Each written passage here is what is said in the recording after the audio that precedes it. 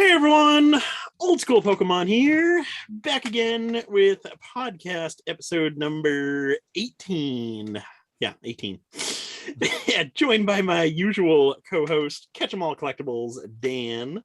And tonight we have a special guest, IsleCollectibles, Edison. How are you guys doing tonight? Excellent.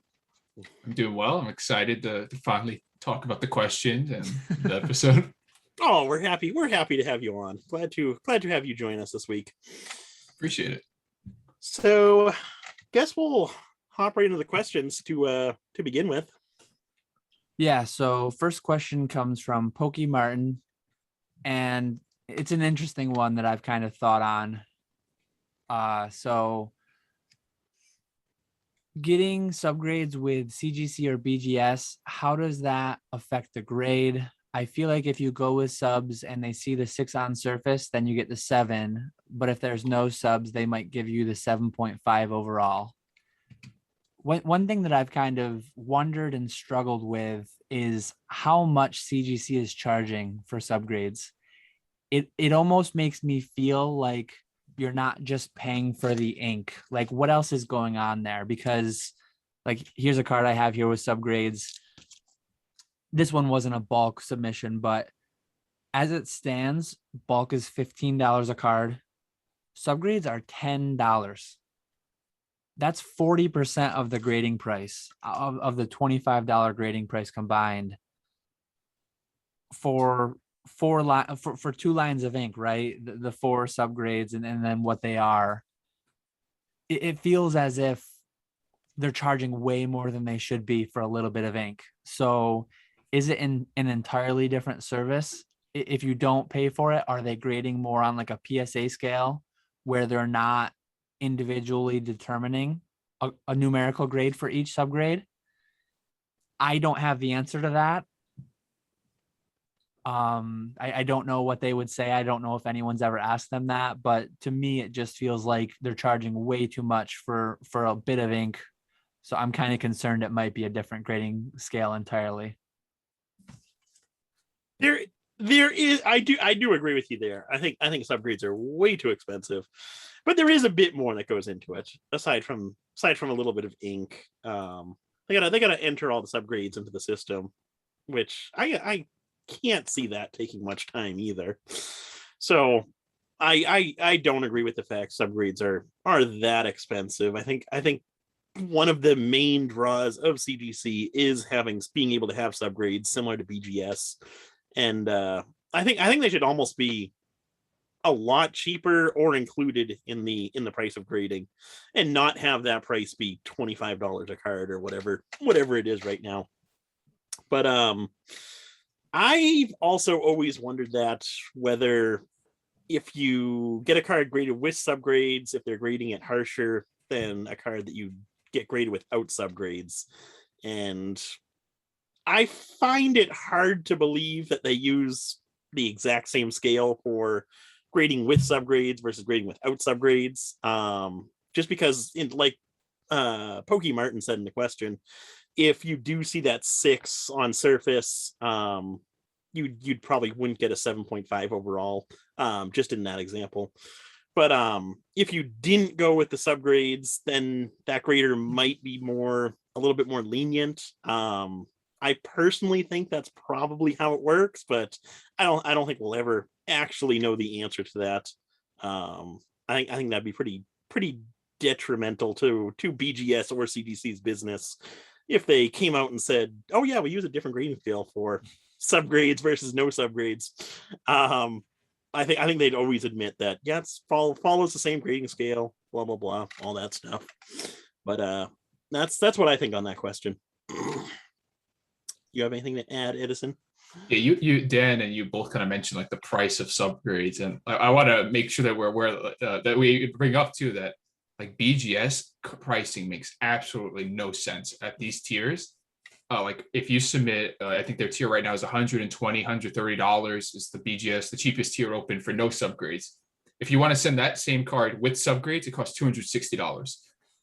So Jesus. They're doubling it. They're literally doubling the price to grade, and not just doubling. It somehow costs $130 more, $120 more for them to write the numbers that are correlated to the card. It's, So I mean, I guess at least at CGC, it's a flat 10, whether you're getting bulk or the highest tier. yeah. But with BGS, I didn't even know that. That's crazy. Yeah, and I that's didn't know that either. because I recently did a BGS submission and I got back some cards, and like one of them was a Grand Party and it graded well, but I kept getting comments from people when I posted pictures of it or talked to people about it, like, oh, why didn't you get subgrades? And I obviously didn't know what I was going to grade, but like, I'm not going to drop double the price of what it cost me to grade the card to get the subgrades on it. And that's, I don't know, that's crazy to me. Just to I can't rationalize how that price came about at the BGS discussion board.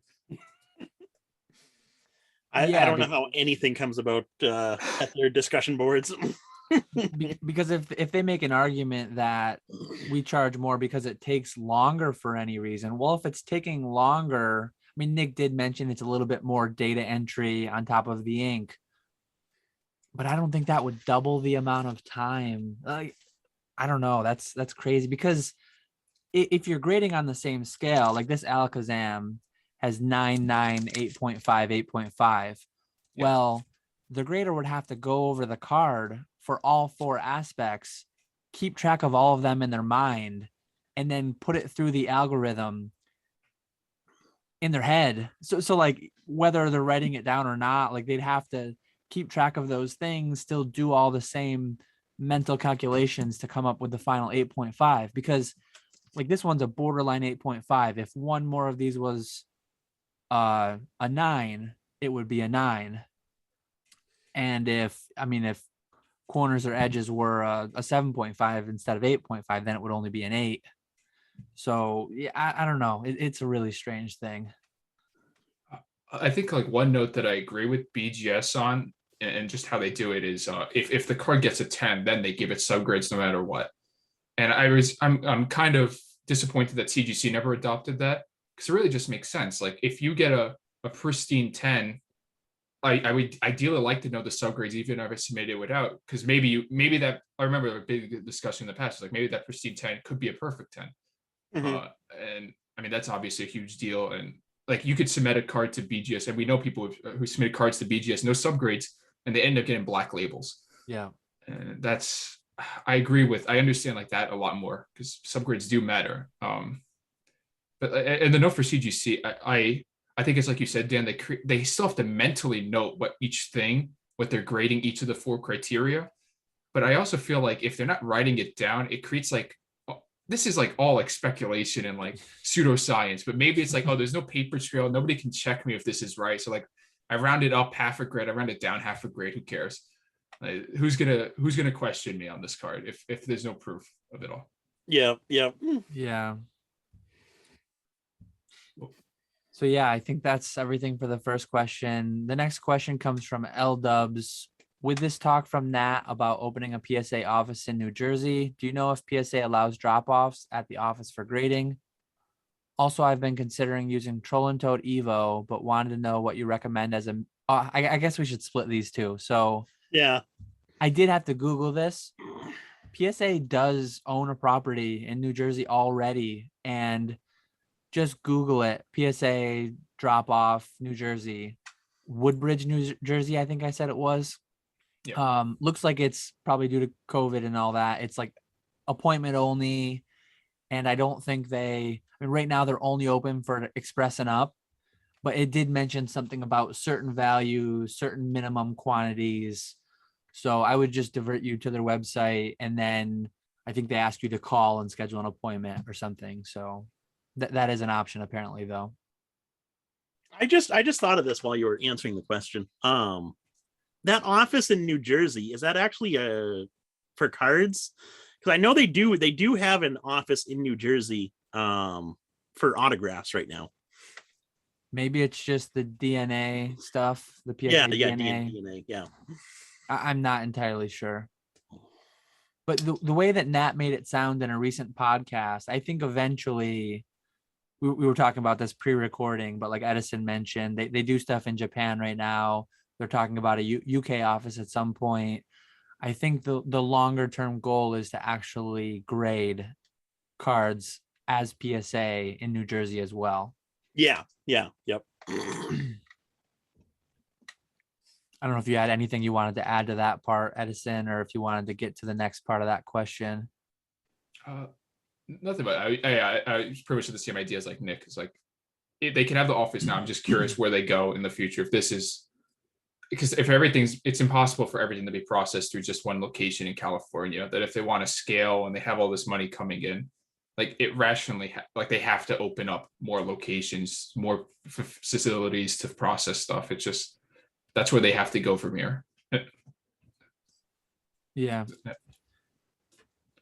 So the next part of the question, kind of a completely different question. Also, I'd been considering using Troll and Toad EVO, but wanted to know what you recommend as a minimum inventory count before utilizing that service. How much did you guys send in when you first started using Troll and Toad EVO? Just trying to gauge at what inventory level from your experience does it become efficient to use EVO. So I've talked about EVO quite a bit. I'm kind of a very good free advertisement for them. This is not an ad, as none of them have been. When I started with EVO earlier this year, I had been in the hobby for 7 years, and I had a 6-figure backlog dollar-wise of stuff to send them. I still have like tens of thousands of cards to send them, many tens of thousands of dollars worth of like value to send to them. So for me, I literally went from like 0 to 100 within a month or two, selling through 5 figures worth. And to me, that was easily worth it. As far as like, what's the minimum? I don't really know, because I kind of blew through that really quickly. Trying to gauge. Yeah, to me, like if I had to guesstimate, I feel like it's a $20 a month fee, like to open up the account, and storage is like 1/3 of 1 cent per card. So the easier way to make that like feel, I think it's $33 for 10,000 cards. Like if you send them 10,000 singles, that would be $33 a month. So if you're sending them 10,000 singles, 33 plus the 20, you're at like $50 a month. To me, if you were selling $50 to $100 worth a month, that would be a lot of fees to be paying. I mean, more than half of your gross sales would be paying that monthly fee, on top of the fact that like every sale, similar to eBay, has a 15% fee or whatever it is, depending on the price bracket. So I would think you would want to be in the $1,000 plus a month range in sales. That would just be my estimate. I don't know. Edison's just recently getting into this. Nick's been doing it for a while with some modern stuff. So I don't know what your guys' thoughts are. You can go first if you want. Oh, all right. Yeah, I was mentioning to the before, like we were talking before this, that I just sent out my first submission to EVO. And for reference to that, that was a lot smaller than, I mean, even I think the quantities that I think Dan has sent in the past, it was like 500 or so items for raw fulfillment. And that stuff like varies between maybe $1 for a single to maybe like $10, $15 for a card. But for me, it was like just the convenience. And we'd spoken like kind of briefly about this too. Just it's like a way of almost monetizing stuff that I had lying around. That it was like the coins, like the Pokemon coins, the jumbo cards. It was stuff that I just literally just had sitting in a box. I wasn't planning on selling it on my own eBay. I didn't have a great way to get rid of it. And to be like a couple hundred items that I was just sitting on, I might as well send it off to EVO. And even if it's not the best decision for me to personally sell this stuff, I'm not really focused on maximizing value, so to speak. It's almost like whatever they sell for. Once they're at Troll and Toad, that's their stuff, and they'll pay me out for them whenever. Yeah. So I don't think there's any minimum amount that you have to send to Troll and Toad. But in order to make it worthwhile, you do want to keep in mind that depending upon what you send to Troll and Toad, your fees are going to range. Like low end bulk cards, they take 50%, and then as you get to higher value stuff, they take, I think they do like 20%, 15, 10. So it just depends upon what you're actually sending to them. And then like Dan was saying, you have to pay that monthly fee. You got to pay the fee per sale, the monthly storage fees. So you have a bunch of fees. So you want to make it worthwhile to yourself. So if you're sending, like for me personally, I do all modern bulk. So the vast majority of the stuff that I have listed on Troll and Toad are 20-cent singles. And in order to make that worthwhile for me in the slightest bit, you have to send a lot of cards off the bat to get started. So I started off with 5,000 cards, then I sent them another 5,000 and another 5,000, so on and so forth. But another thing to keep in mind is if you're kind of relying upon this Troll and Toad income, they do require you to have $250 in your account before they start issuing you payouts. So if you're expecting the money from these sales, they do have that threshold there. So if you're expecting the money from those sales, you want to send them a lot of stuff so that you can generate $250 a month. But if it's more so stuff that you're just sending them to kind of generate passive income over the course of time, then really doesn't matter in that case. Yeah, that's a really good point to bring up, because if someone were to send $1 singles, and like say you just sent 400 $1 singles, well, at less than $1.09 sale price each, the fee is 50%. So your $400 worth of singles is only going to net you 200, which you can't even pay out. Yep. So like, not only do you need at least $500 worth if they're dollar singles just to get the payout. That's if you sell them all within 1 month. So like, make sure from that perspective, if it's a one-time thing and it's just a batch of stuff, it's probably not really for you. But if it's a recurring over time, if you're going to be kind of feeding it every few weeks or few months to just keep that up, because one thing that I found, I'm still shocked at the sheer volume of sales they do. Like, they chew up a lot of inventory. They sell a lot of cards. So yeah, I guess if you're going to be doing it, like I'm doing 5 figures a month, well, every month I've got to replenish that with 5 figures worth of new inventory to keep hitting that. And it really is a great service. Kind of like what Dan had just said, like the idea of like refueling it. I think that's why I'm most excited. I would definitely say 500 items that I sent off is a pretty small submission to them, especially like starting out. But I mentioned like monetizing stuff that I just had lying around. It's like I'm excited because now I can actually look for more. I was dealing mostly with Japanese stuff for a while, but now I'm actually excited to go look for English stuff again, because I know like I could always send it down the road to Troll and Toad EVO. Like I'm kind of invigorated again to purchase English and search for collections, because I know now I have a way to move the inventory, move it in a way that's more convenient to me. And it very much is, I'm not relying on EVO to be the main source of income. And that's why I'm not really pressured per se to feel like I have to sell it and move it fast, because I didn't even know there was a minimum like payout requirement, but I guess it makes a lot of sense. So I guess in that regard, like make sure you kind of know how much you're sending. I think it's good to get an estimate of like the value you expect before you just send off this stuff randomly. I think that would be important. That was one thing that I was really looking forward to. Like you said, being able to buy different collections. Like my whole philosophy when I first started EVO was I'd be able to start buying these like mid-era to modern collections, and all the bulk, like for modern, like all the bulk V cards, I'd be able to send a Troll and Toad and all that.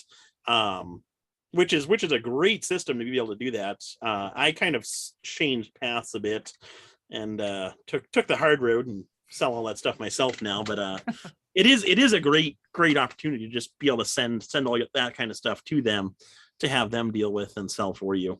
I think we did a good job with that question. I think so. I would say so. Hopefully L Dubs will be happy. let us know, L Dubs, if you're happy with our answer or not. So my next question is from Obi-Bong Kenobi. What is a card or cards that you had as a kid that instantly bring you back to those memories of childhood? For me, it would be the Ancient Mew. Because I remember actually going to the movie, getting that card, wondering what the HP and the attack were on that little insert card. Me and my cousins actually just made complete random numbers up and made Ancient Mew the strongest Pokemon in history. So it would definitely be that one, and then it would be the Mewtwo Black Star promo number 14. Because similar to going to the movie theaters to get the Ancient Mew, I remember when that movie released on VHS, I was begging my mom to bring me to Walmart that day to buy the movie because I knew the card came with that movie and I really wanted that Mewtwo card. So I would say those two cards have the most sentimental value for me because of those reasons. Yeah, for me, I guess mine's a bit more boring. The biggest three are like the big three from Base Unlimited. So I think I've mentioned this before on my channel, on the podcast somewhere. I have my childhood cards, and like the Venusaur, I just remember the kid on the bus who had it, and I spent the week planning out. I had a really long bus ride, so just like planning out, trying to work a trade deal throughout the week on the bus for his Venusaur, and eventually I got it. The Charizard that I have, I never pulled one back in the day from Base Unlimited, but Santa Claus got me one, my mom, on eBay. Actually, my eBay account, I have a couple that I use, but I forget if the main one I use is it, but one of them dates back a long ways and is like the original one that my mom created to buy Pokemon cards for me, to buy that Charizard that I could never pull, and I got it for Christmas. It was like, forget if it was 01. I was a little late to the game. Like Base Unlimited came out in 99, so I got mine towards the end of the hype, but I was still so hyped to get it. And then Blastoise was the one of the big three that I pulled myself. So like where I was when each one of those cards came into my possession, I just go right back there when I see them in my binder. So those are my big three. When I was I have very faint memories of buying cards as a kid because I didn't really get them too often because I was more so into video games growing up. But I think the card that I have like the most fondness and like kind of makes me smile is the Typhlosion EX from Unseen Forces.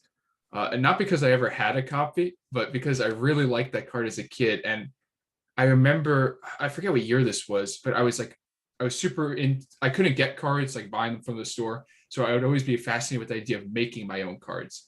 So I'd watch a bunch of YouTube videos of people printing out, just printing out the card artwork from like their printer, cutting them out, pasting them on. And we didn't have a printer at home. So what I would do is I would find the images and then I would email them to my dad. And then he would have to print them out at his office on the work computer. And then I would have to wait every couple of days when he would get around to doing a printing to bring home these cards. And I can never make the Typhlosion EX look right. And I still have the last copy that I made. And I forget what website it was. It might be PokeGym, but it has like the logo of the website the scan is from on top of the card. Like it's, I don't know. That makes me just happy remembering like the time that cards were so inaccessible for me as a kid. Like even $1 for anything, it was insane. And it's, and I think that I really should circle back and get that card in English to kind of like fulfill that childhood want. Yeah, but, definitely. Yeah, I forgot that happiness I had in me. Speaking of having your dad, completely off topic here, but speaking of having your dad print stuff off at work, I was huge into Connects back in the day.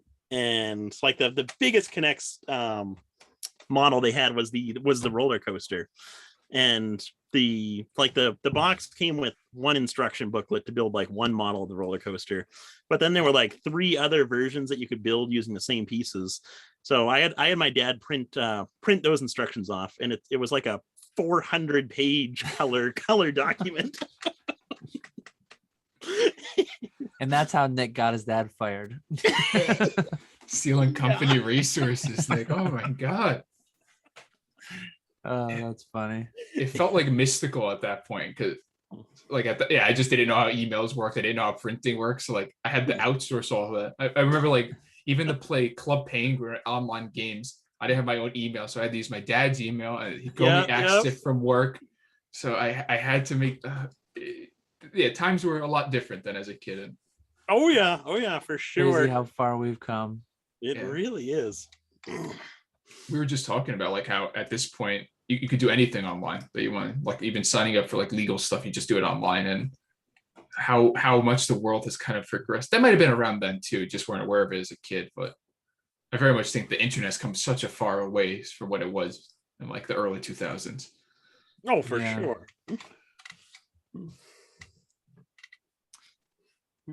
So next question comes from Jake S. I've been absolutely obsessed with e-reader cards since getting back into the hobby. The mix of incredible art and the history of scanning tech all on a card is very appealing to me.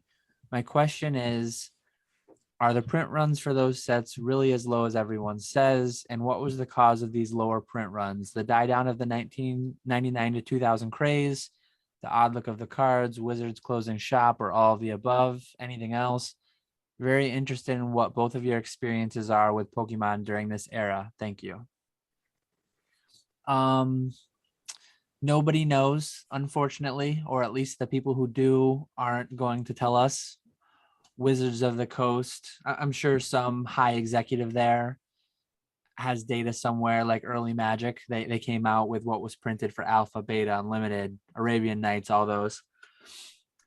Even I feel like at this point, 22 years later, if someone were to come out and say, hey, this is what we printed, I feel like no one would believe it. So unfortunately, I think we're never going to get the information. And I think the main factor was just, the fad died. I mean, it was huge in 99, 2000. I got out of it. I played the games through Sapphire, which I think brings you to like 2003. And that was later than most of my friends. I think most of my friends got done with Silver, Crystal, Gold.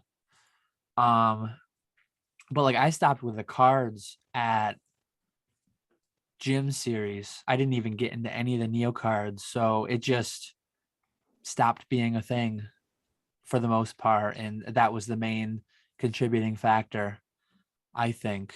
As far as estimating like how many, I think Base, Jungle, Fossil, Rocket are more than an order of magnitude print than any of the E-Series cards.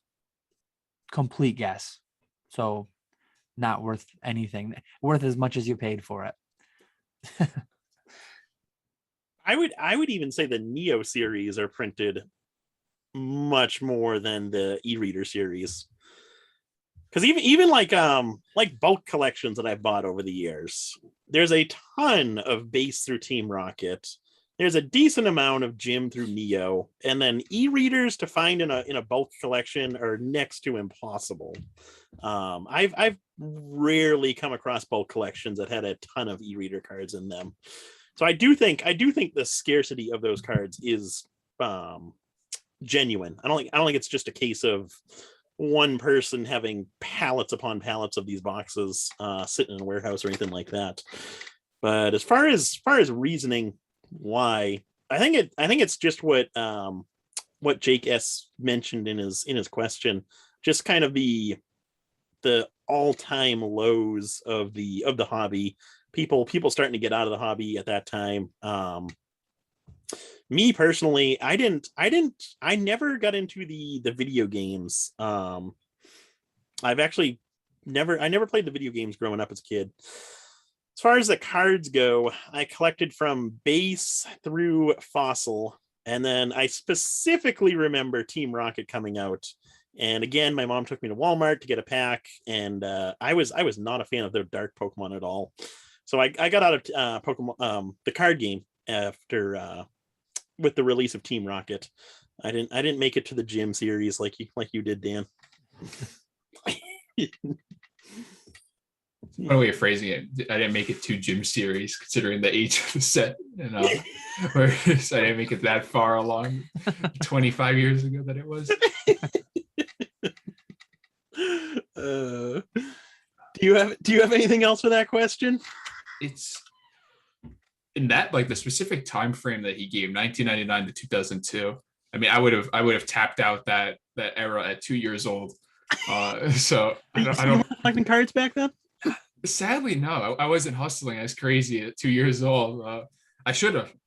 If only I knew the value of those cards, I could have been working hard. I could have been building my position. But I think my earliest experience is, maybe this is just in general, but I really have almost like the exact opposite of you, Nick. Like, I was only attached to the games, really. Like, I grew up playing the games. Like, that's everything I know about Pokemon comes from the games. Wow. Okay. And now it's kind of like circling back to where, like, I vaguely remember the cards as a kid and opening and seeing some sets, but I don't have too much to add. I remember mostly like the Diamond and Pearl to Platinum era stuff, going to like local stores and buying that. But yeah, I don't know. I think I'm too young to really speak. That's also a weird statement, but yeah. Good to get different age ranges on here, get different perspectives, different experiences. Well, I guess I should ask this question too. With this, I mean, not even just this era, but I mean, obviously the years following it, maybe late 2000s, even into the teens. I'm guessing you were still seeing a lot more of the earlier WotC sets pop up in like local card shops for sale. Would you say that's the case? Like, I remember, I have one card shop that used to be into Pokemon. They've since got out of it, but I remember back when I initially got back into Pokemon in 2009, 2010. That shop still had plenty of WotC boxes, WotC hollows. They still had a ton of WotC era Pokemon just on the shelves. I remember buying Unlimited Jungle and base set 2 booster boxes for $150 a piece. Yeah, I didn't get back in until 2014, unfortunately. But I mean, just like the other day, Mason went live, Cardinal Gaming. He was sorting out collection buys from the past week or two, and it was like Modern and WotC. There wasn't really much of the in-between stuff. They're printing, last year, they printed 3.7 billion cards. And in those first couple of years, they printed, I think there was a time-stamped date, somewhere around 10 to 12 billion cards by 2002. And then there was like, I actually did a little bit of work over on E4. It's kind of like an unfinished article where I roughly estimated like per set how much was printed. There was so much estimation and guesswork that it's not really worth a ton. But Pokemon does, on an annual basis now, they publish how many cards they've printed. So when you know, like, hey, 6 sets or 4 sets came out this year, however many it is, and however you want to count, like the holiday mini sets, whatever. When you know that 3.7 billion cards were printed and you know what sets were in print, you can roughly allocate, like, okay, 3.7 billion, maybe 6 sets in print. That's 600 million cards per set. And you can kind of contextualize a little bit what some of these recent sets are getting. So it's a lot of cards today. It was a lot of cards back then. And then in between, e-reader included, it was a lot less than today and a lot less than 99. How much? Nobody knows. I don't think we'll ever know. No. But common question, because it's super interesting to think about, and it would be really cool to know. I think what always surprised me is like a quick point, like with the e-reader stuff, is even for like the decline in the everyone kind of points to like the decline in the popularity of the card game and whatnot, but like it's not like they half-assed those sets either. I don't know if I'm on the curse, but I don't know if they didn't like, they put a lot that probably, I mean, even now people consider that to have like some of the best artworks for the Gen 1 and 2 Pokemon. And I think they were big sets too. Yeah. They were oh yeah, they were huge sets. Doing a lot of art. Well, tiny sets relative to today, but big sets for the time. That is true. Yeah. That's what always surprised me. Like somehow the card game was still waning, but they were still pumping out such quality work. Yeah. Definitely. So next question comes from Jason of J&J's. I've been picking up booster boxes from DBS. I was a big fan of the anime growing up, and with the TV series still thriving, I wondered what you guys think of the investability of DBS in general. I have my eyes on the signature cards from Tournament of Power and ASOS in particular. Thoughts? Well, Nick and I have been answering first. I'm going to pass this right over to Edison. I never watched Dragon Ball. I never bought any DBS. I have no idea. This is why we had you on, Edison. Yeah. For the record, I've watched very little Dragon Ball Z ever. I know very little about the anime, and what the stuff that I do know, I've taught myself for the past couple months just from because Dragon Ball Super is like the newer set. They had the older Dragon Ball stuff by Score from like the mid 2000s. I've been buying that stuff up because nostalgia, so to speak. But everyone I've talked to about Dragon Ball Super, I initially thought it was just like a hype thing or just people like how the cards look. But I've heard from a lot of people that the game itself is very playable. It's a very active community there. And I think in that regard, like it makes so much sense why the cards have these price tags that they have. It's the combination of a super playable card along with really nice artwork that, I mean, Pokemon's starting to get that with the VMAX, like the alternate arts where you have a combination of a very playable card, a good looking card that appeals to collectors and the players. And in that regard, like, it makes sense to me why Dragon Ball Super is worth something. I guess the fear is then if people are picking up Dragon Ball Super now because it's a playable set, that means you're kind of hinging on the set staying in play and having value because the cards can be used. So maybe you do see it dip. And that's the thing too. Like I don't know enough about the game to know like how their what do you call it? The format rotates. Like what sets are legal, what sets aren't legal. I don't know enough to make like a concrete opinion, but that's kind of like how I feel. And I think like between Naruto and Dragon Ball, you probably have like the two most popular animes, like the two most popular mangas that have come over to the US. I just think it's like a super safe bet. If you like the stuff to collect it, because I think there's going to always be people there that like that and want to collect them. Sorry for the rant. Oh no, that's perfect for me because I'm similar to Dan. I never really watched Dragon Ball. I've never owned any of the cards, and I really don't know anything about it. So I'm just going to agree with everything that you said there. We brought on our DBS expert. Yes. I was going to say the signature cards from like the Dragon Ball Super, it's similar to how Weiss Shorts does the signature cards, I believe, where the actor goes in, they sign it with like an automated pen that then memorizes exactly how they sign it. Then it's imported to a computer, and then the signatures are just kind of embossed onto the cards themselves. And to me, those always just felt a little weird because they're sold as signed cards. They're not really signed cards because you can obviously get the voice actors to sign them if you see them in person. And that way, like I don't really understand the value of the signature, just like an extra rarity level. But it's not. I don't know. I like a real signed card by like the artist or the voice actor. I think those are cool. Yeah, I personally wouldn't consider those actual signatures. Just it's manufactured having them being printed like that. Yeah.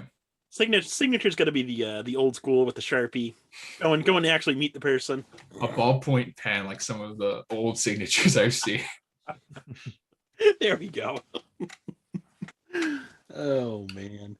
So my next question is from Matthew B. He asks, or Yeah, he asks. SM Pratt recently talked about his negative Goldin auction experience on his Patreon. Spoiler alert for anyone who hasn't seen that yet.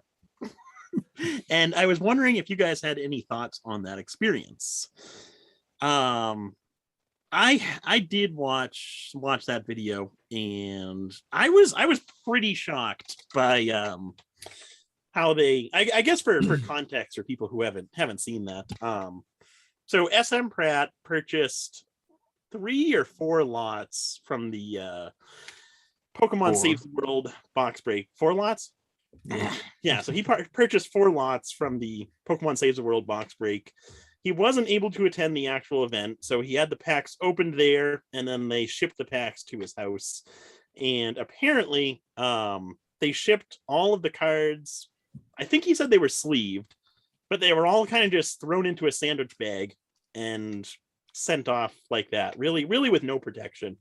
And you're talking $10,000 per lot pack on these lots, so it's an expensive lot of cards that he got, and the packaging was just absolutely dismal. And I was pretty shocked to hear that was the case.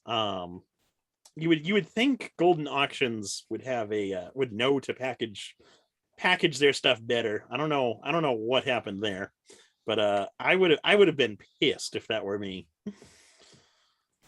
I think I'm gonna have an unpopular, unexpected take, maybe. No harm, no foul. I don't like it. It didn't sound like the cards were damaged. I've received things packed extremely questionably, sometimes damaged, and then I return them or whatever. And I've received things packed terribly, and then somehow nothing happened, and it's just like, life's too short, move on, it's done and over. With Goldin, it is surprising to see and hear about, but yeah, I don't know, it is what it is. he can not use Goldin again. Anybody who's that, I mean, people are free to not buy from them. And I like to think that if somehow that package had been folded in half and his cards had been, I'm assuming they would have stood by it to some extent. And maybe they wouldn't have, though, and then it would have been more of a real thing. But no harm, no foul. You just like to live life on the edge there. He sounds like a shill almost, shouting out EVO all the time. I wasn't paid by Goldin to say that. Just to make sure. People need to start paying me. I understand the idea of get a Coke sponsorship. Drink Coca-Cola. I understand the idea of no harm, no foul, but to me, it's like, if I'm remembering it correctly, it's like they didn't even put effort into packing the stuff nicely. And I think, it's one thing, the fact that it's, between a reputable auction house, a large auction house, the fact that it's part of a charity event, like they could have put more effort into the packaging. And regardless, even if it was, half that value, if it was a tenth of that value, I think you could just do more. And it looks like a very lazy way to ship $10,000 worth of cards. Not even 10, it's what, $40,000 worth of cards. 40,000, yeah. Yeah. That there was no consideration put into it. That kind of rubs me the wrong way. It's like they didn't even care. It's just like, you gave us your money, just take your stuff and like leave us, like, and go. And I think part of it too, like, I don't really know. Like, I was there at the event. I opened my cards. I took possession of them and took them home. I don't know what involvement, like maybe half of the people were there at the event to open their own cards, and then maybe half had them opened by content creators. And who was in charge of the shipping, packaging, I really don't know. And I don't like to get into drama and speculation and things of that nature either. Like, I don't know. Yeah, I don't really know how they made their way from being opened on stage to getting to Scott's house in the condition they were. I don't know who dropped the ball and where and when and how. And That's part of the reason I have my take too. I was gonna say, well, two things I was gonna say. First would be like what you were saying. We don't know how Goldin actually packaged and mailed these packs to Scott. It could have been a situation where the people from Goldin mailed them right from their hotel room in Vegas, and they really didn't have adequate packaging materials there. I would hope that's the case versus them bringing the packs back to their mailing facility, whatever it is, and just doing a lazy job with packaging at that point. And I know, like, had I not gone, like, I bought 2 sets of packs at the auction, and Nick and I went in on them 50-50. We each opened one and we took our own cards. Had I not gone, I would have had Nick opening both. And what I would have done, and I'm not saying Scott did anything wrong or whatever, but like what I would have attempted to do if they would have allowed me, I would have said, hey, Nick is opening my cards. And then I would have counted on Nick to like, hey, Nick, send to PSA the ones that make sense to go to PSA, and then take the rest home and ship them to me. Was that an option? I have no idea. But like, if I could have done that, I would have done that. And again, that's not to say Scott's wrong, and that's not to like, but again, I know almost nothing about it. So I just don't really, no harm, no foul. That's open and closed there. The other. Oh, you go. Oh, the other thing I was going to mention is just like in general, like packaging and mailing stuff in general. I think it looks bad upon the seller to package stuff like that from like a business perspective. I've always been under the assumption that I want my, even like, so like if I sell a PSA graded card, I put it in a Rusty was talking about this in one of his videos, and I completely agreed. So you sell a PSA graded card, you put it in one of those graded card sleeves.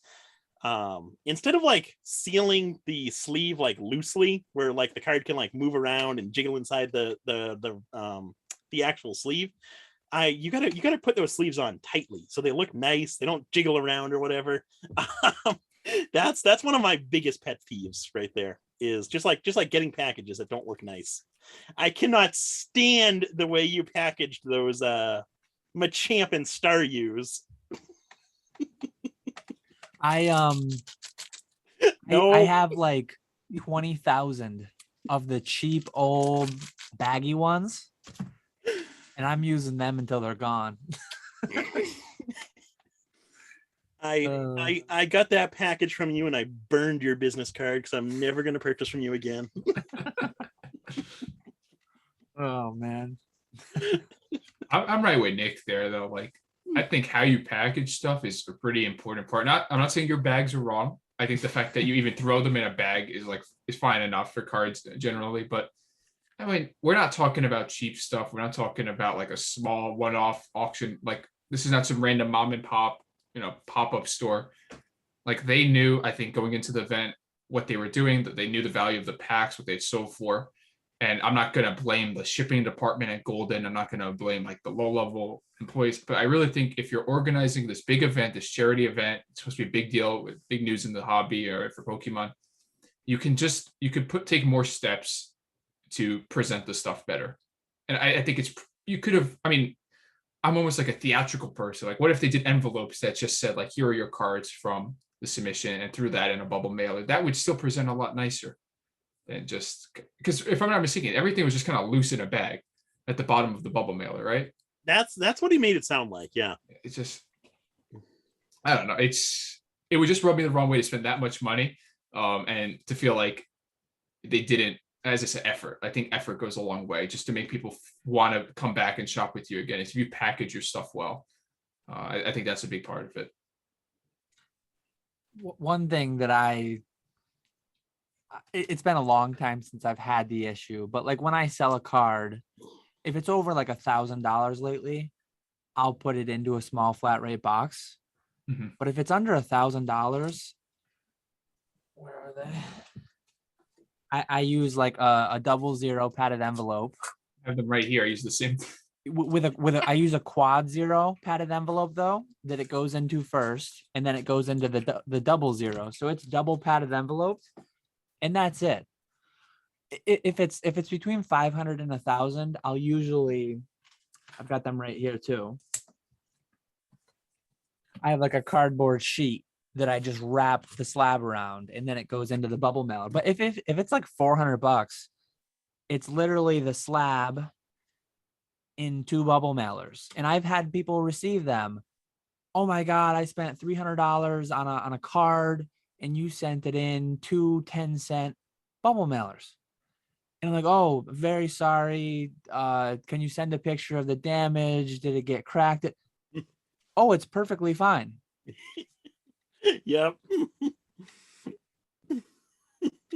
No harm, no foul.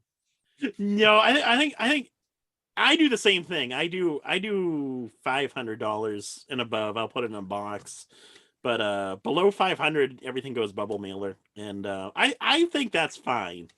But just some people out there, tossing like, something in a bag and mailing it in a bubble mailer like that, though, I think that's a little bit different.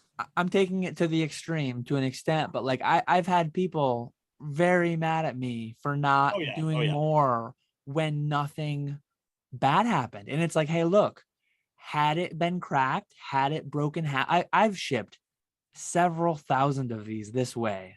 Yeah. And I've had like 1 or 2 issues, and I'm pretty sure both times the truck ran over the card. Yeah. And it would have broken a box too. It's like your $400 card, I would fully refund you and take the cracked slab back. But it didn't break. You're getting into a big thing over it, and you're getting all, and that's where, yeah, I don't know. I knew not many people would respond the way that I did. And had I received it, it would have been like, wow, I can't believe they did this. All the cards look fine. I probably would have talked about it on my podcast. I would have talked about it somewhere. I would have sent a message in, but that would be the end of it. Like I wouldn't, but now this happened to him. We're talking about it on our podcast. It's I don't know. It feels like a lot over nothing, or a lot over a little. But you mentioned that someone like sent a message about that for a $400 card, and it honestly seems like you packaged that $400 card better than these loose packs were packaged.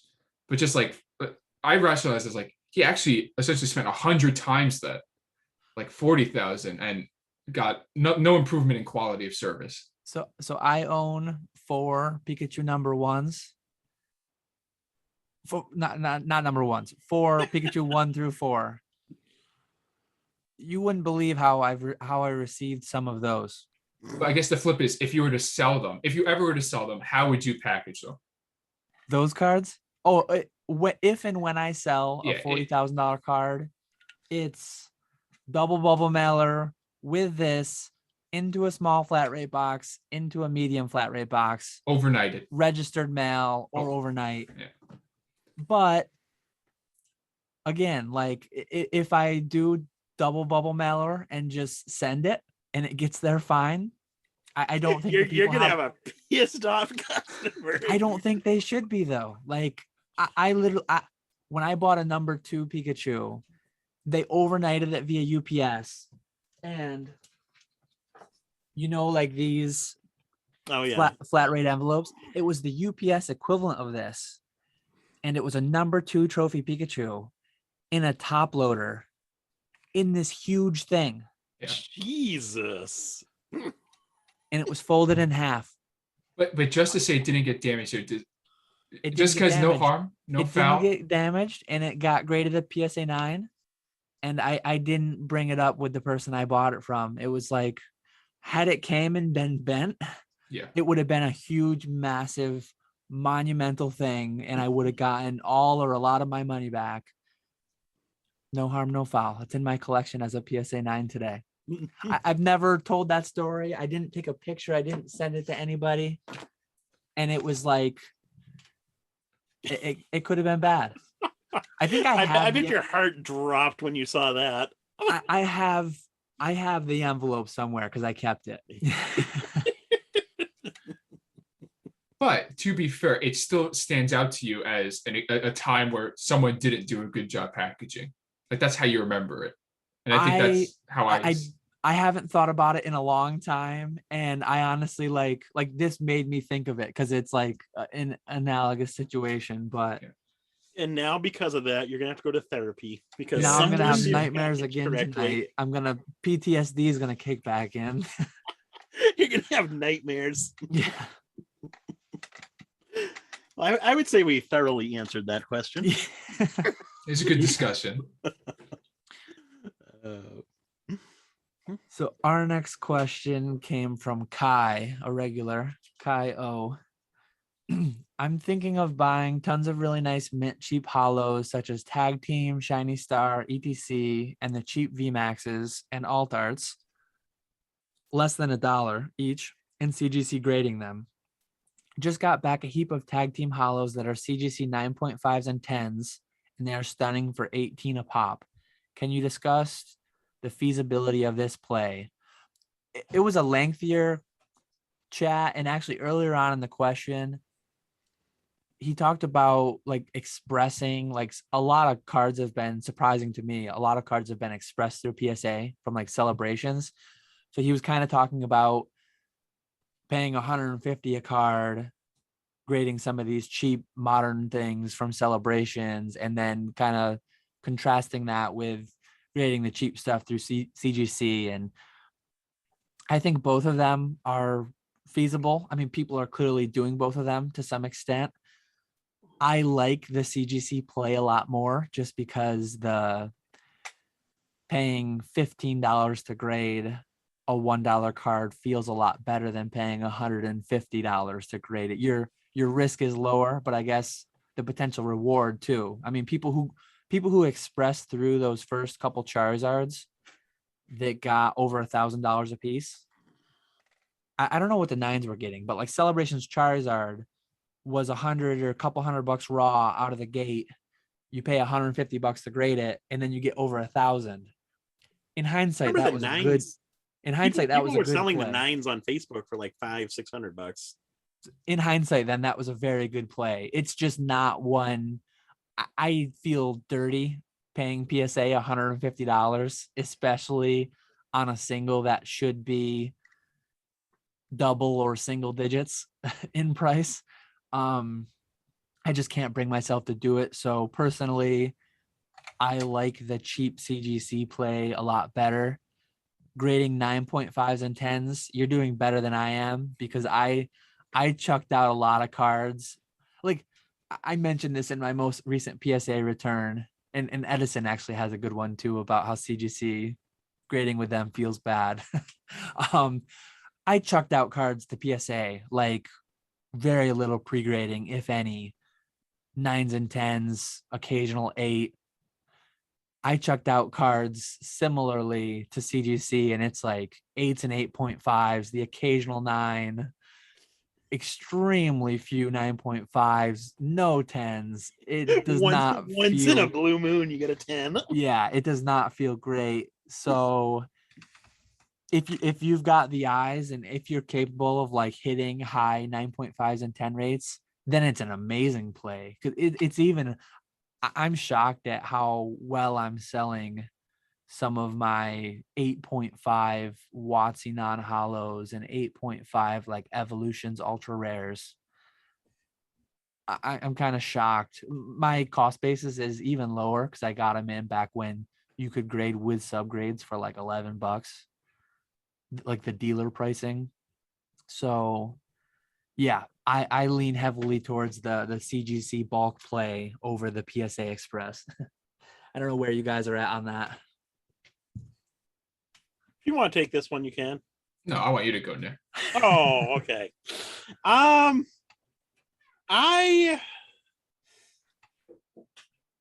have to rethink CGC and kind of like the low end bulk cards with CGC, just because, especially today where you're paying $15 a card versus it was like $7.50 without subgrades.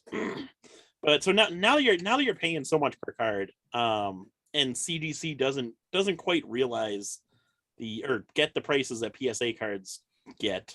I I can see there being some potential there, but then I can also see it being where after the cost of the card plus the cost of the grading, shipping, all that stuff, I don't know if it would be a great move versus just buying CGC PSA graded cards on PWCC.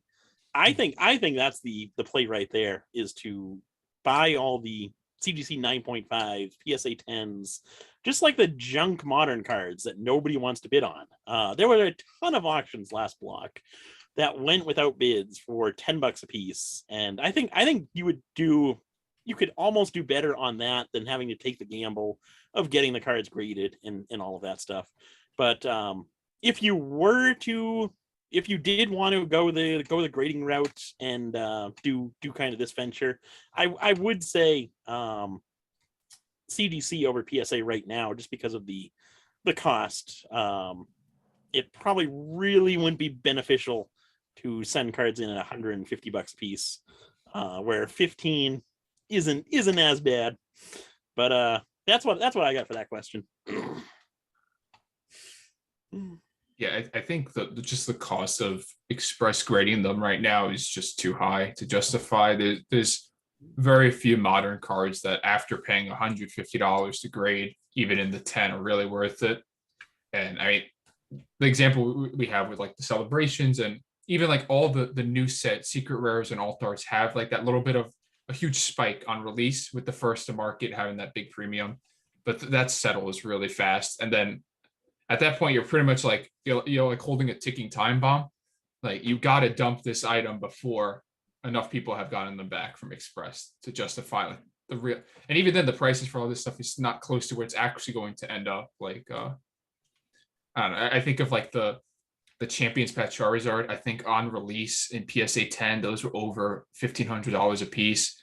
Then they dropped to 1,000, 800, 700, 500. And they finally found some strength at like 400, I think, maybe 300. And then I don't know. Like, I honestly think you could even make, if you really want to do the flipping of, he mentions just Japanese stuff here too. I think if you really want to maximize your value, you could probably just buy this stuff raw in Japan and flip it in the US. And you would make just as much. You would probably make a greater margin, like percentage wise, just flipping it raw than having to wait the 6 months to grade it, 5-6 months to grade it. I think that's a play that people should look into. And I think there's like this, I've been this idea of like just thinking about buying, grading, and then selling it later on. But I think you can double your money on a lot of these hollows in Japan. They're 80 cents, $1. You're probably selling $2-3 pretty easily on eBay, and you can move volume that way. I think that's a play that if you want to, you can look into. I actually just I'm gonna try it out and see how it goes. I just bought a whole bunch of Sun and Moon and Sword and Shield Japanese booster boxes from Japan, and I'm gonna try and sell the individual packs on eBay and whatnot. See how that goes. Is that EV Heroes behind you? That is, yes, yeah, Okay. up there. Are you just keeping that sealed? Yeah, I bought 13 boxes of EV Heroes. Those ones I'm just holding on to. And then I bought a few more recently too. I'm gonna open some of those for sure. Because I actually haven't opened any EV Heroes yet. That's probably a really good set for like Whatnot to open that type of stuff. I would imagine so. But we'll see how that goes. Be an interesting venture. Yeah, I still haven't opened any EV Heroes either, but I did also pick some up around the same time as Nick. One thing I forgot to mention on this question, kind of a long-term concern I have, I guess medium to long-term.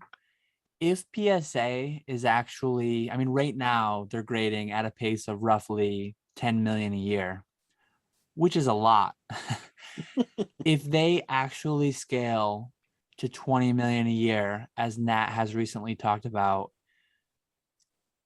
I don't feel as good about the CGC play either. Because right now, if you send in the CGC bulk, I don't know what they're advertising, their current turnaround, but I think it's in the 10-month range, right? It's gotta be, because I just got a return from March just a couple weeks ago. Yeah. So the concern is like if you send bulk today and you don't get it back for a year, if in that time frame PSA pumps out 20 million slabs, that's a lot more plastic on the market. And at some point, like the market still prefers PSA. I'd be concerned getting cards into the backlog at CGC at 15 a card if they lower their prices by 30 or 40% in a year or two to keep pace with PSA. Because again, PSA theoretically talks about wanting to get back to $10 a card. I don't think that you have to be too concerned that that's going to happen anytime soon. But with 20 million cards a year, it might happen sooner than I think. So just keep that in your mind, because what PSA does price wise will have an influence on CGC's pricing and value on the market.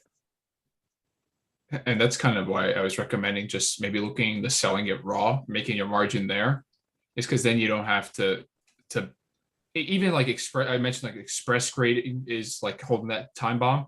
Even bulk grading is holding that time bomb. Like if you delayed sending in your modern set by a week, you get it 2 weeks after.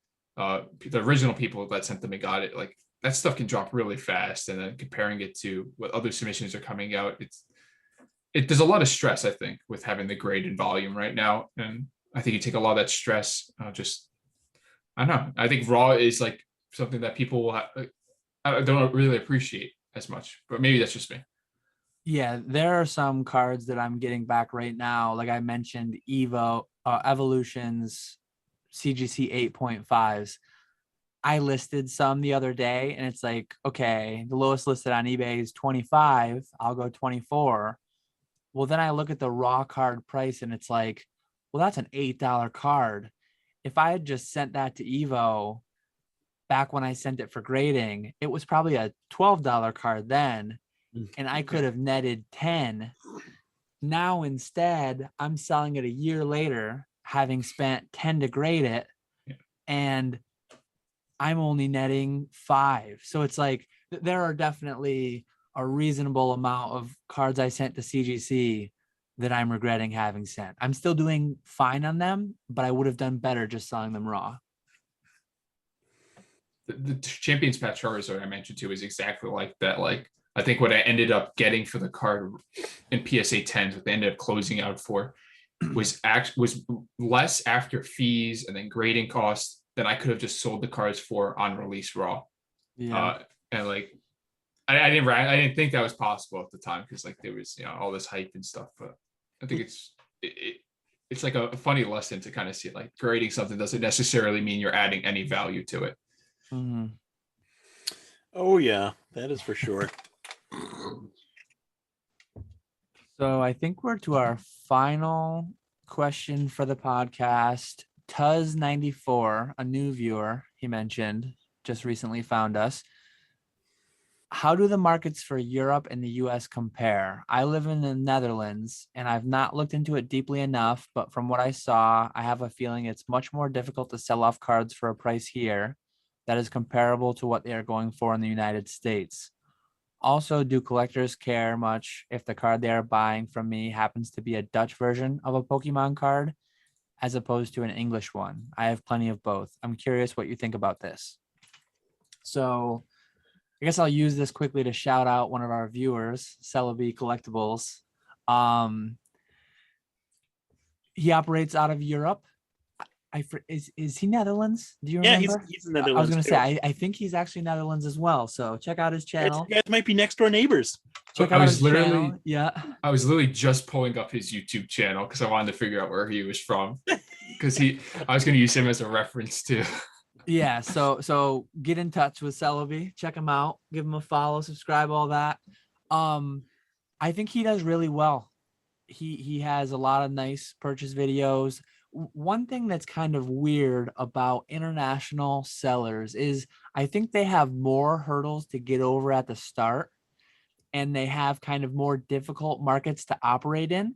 But in a way, it almost ends up being beneficial because you have less people take the plunge on that, knowing that it's harder. So the few people who do overcome those initial hurdles, in a way, it's almost like counterintuitively easier, because when I'm selling to someone in the Netherlands, like I'm in the market, right? Like the US is kind of the market where all the buying and selling, everything is and all that. But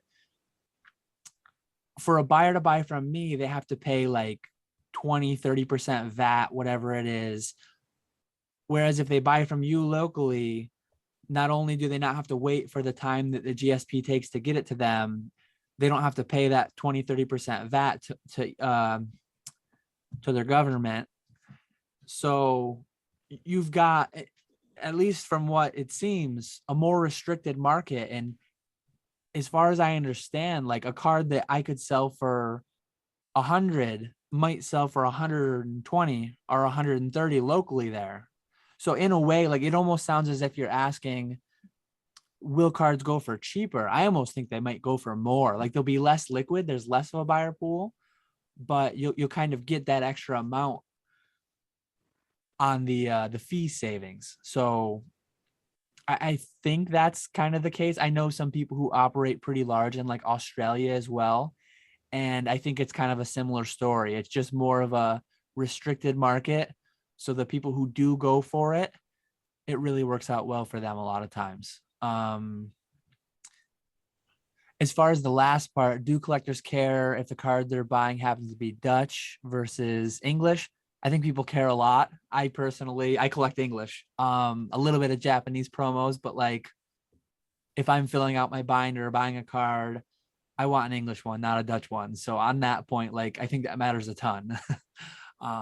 But Celebi, I think he deals in a lot of English and Japanese primarily. I think regardless of where you are in the world, English and Japanese are like the main two. And then if you're in France, French would be up there. If you're in Germany, German, Netherlands, Dutch, all that. So Nick or Edison, what have you got? I would pretty much agree with everything you said. I definitely like what you were saying. I think you almost have an advantage in those international markets, Europe, Australia specifically, just because I talk to someone who sells in Australia and kind of have a better idea on pricing in Australia versus Europe. But I almost think you have an advantage over internationally compared to the US, because like what Dan was saying, your buyer pool is a little bit more limited, but also on the flip side of that, your seller pool is also a lot more limited, meaning there's not as much competition of other sellers. Whereas here in the US, there's a ton of people selling Pokemon cards on eBay, and there is a ton of competition. So that's the only real thing that I would add to that question. I think you covered it pretty well there. I've talked to Celebi in the past, Celebi Collectibles in the past, about what he's selling. And a lot of the stuff now he seems to be selling is Japanese stuff that he's picked up from lots. That's a lot of our conversations have been about. It's the mid-era Japanese stuff that I was also buying. And a big benefit to him, and what I was super surprised by was I think it's Card Market. Yep. It's like the European TCG player. And I think that's such a good resource to sell on. I think you could pretty much, if you sell on that, you sell to any of the countries within the European Union. I think shipping is very cheap between those countries. It's almost like the United States shipping rates. This might be not completely correct, but I think if you want to make it, make like a decent living off of it, or even to sell a decent volume, you have to go through Carmart and also eBay as well, just to keep your options open. But yeah, I was just surprised with the volume that he was selling, especially like the Japanese stuff. And I think a lot of that volume is exactly like you two said, just it's obviously you have the narrow buyer pool, but maybe that buyer pool actually expands quite a bit once you deal with the whole European Union and people buying from all those different countries. But then it really is that seller pool is so small that you can really just be one of the few people to have any of like he was selling like old back Japanese, and he was one of the few people that had any listed. And I mean, that's what you want to be. You want to be like this in the seller's market, where the seller aren't competing with each other for the bottom, that they could just sit on it and decide their own price. Exactly. And I was gonna say too, just for the other language thing, from my experience, like it seems that people really that collect other languages, it normally has to be for a reason. And it's typically like if they like a specific Pokemon. Like I know someone who wanted all of the base set Charizards in all the different languages, unlimited in first edition. And you know, if you have a favorite Pokemon, someone I know that collects Typhlosion wants Typhlosion in all the different languages for the Neo sets. I think that's where it is. If it's a popular Pokemon, it makes sense. But yeah, English just has that premium for a lot of sets.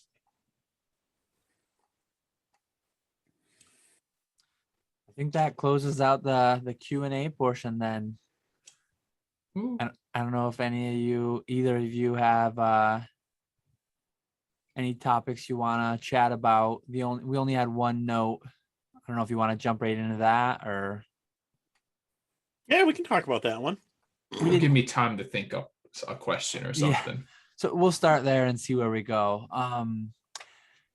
So Nat recently, it wasn't like an official PSA post. It wasn't some podcast. It was literally just, he posted some cards on his Instagram. Somebody asked him a question, and then he replied back saying, regulars coming back in 2 weeks. I think that was about a half a week ago.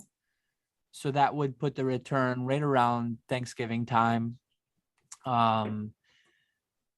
When regular closed, I believe it was $100 a card. So I've seen kind of speculation between, well, is it going to come back at 100 or is it going to come back at 75? I think there's reasonable arguments for either. My initial response to hearing that was one of concern. I don't know. It'll be interesting to hear what your guys' takes are, but I still have cards out there from last October. Any lowering of the price naturally is going to bring more demand for grading today. Any new card that goes into PSA's possession pushes out the time frame for every other card in their possession, right? Like right now, they're grading 40,000 cards a day. Roughly 90%, I believe Nat has said, is going to the backlog. So quick math, that tells me they're getting in roughly 4,000 cards a day at $150 plus per card. Well, yeah, demand is not going to be a linearly scaling thing. So if you cut the price in half, demand will not simply just double. My concern is that if they open it, especially at $75 per card, today, 90% is on the backlog, 10% is on new submissions. To keep the Express, what they're doing with Express right now, keeping Express at a couple weeks, Super Express at a week, reasonable. But if you lower it to 75 a card, presumably, and a very logical reasoning as to why, you're going to get more than 8,000 cards a day. So that tells me, well, now less than 80% of your manpower goes to the backlog. Right now, they're on October, November timeframe, roughly. And going off of some of the information they were putting out last year in their blogs and in their posts, we know that October was bigger than September, and November was bigger than October, and December was bigger than November. And the 3 months from January to March, I believe that, January, or maybe it was December to February, were bigger than like all of the year prior to that combined. And March was bigger than January and February combined. And the last 3 days of March was bigger than the rest of March. So what you have going on is an exponential curve of how many cards were coming in between October, where they're currently at, and March, where they ended. So like, that's like huge danger warning, red flag alerts to me. Like once we get to where they're into January and February and March, 40,000 cards a day. I had notes somewhere for a video I'm going to be making at some point, but I think Nat said on one day they received 660,000 cards. So at 40,000 cards a day, that one day they received 3 weeks worth of work. So once we get to where the complete through date is like March 29th of 2021, it'll take 3 weeks for them to move the complete through date one additional day. I don't think people like are fully comprehending that. So to me, when you have a company who's opening up a new service level with that much of the backlog still in front of them at this time of year, it's the end of the year. I used to work in the corporate world. So many people would use their 2 weeks vacation to take off like 3/4 of December, because you get so much time with Thanksgiving and Christmas and New Year's. People would just like bridge. Oh yeah, it's like December 9th. Oh, I'll see you next year, Dan. What? You're off the like. So they're not going to grade 40,000 cards a year or 40,000 cards a day through December. There's no way. So like coming up on the end of the year when everyone's going to be gone on holiday and vacation, to potentially bring in like a new mini wave is just reckless. I think it's absurd. I don't know if I'm like too crazy, too worked up over that there, but I just think they're crazy. I think they almost have to start bringing back these lower tiers. I don't think we'll see below $100 with this next reopening, whatever regular you said. I think it'll be right at $100. I think if they go any lower than that, then they're starting to get a little crazy. But I almost think they have to start opening other tiers, just because they originally said they were going to be reopening everything in June, July. They were going to be completely reopened, and we have not seen that. I can't believe people fell for that. I have no idea. I can't believe they said they were going to do that.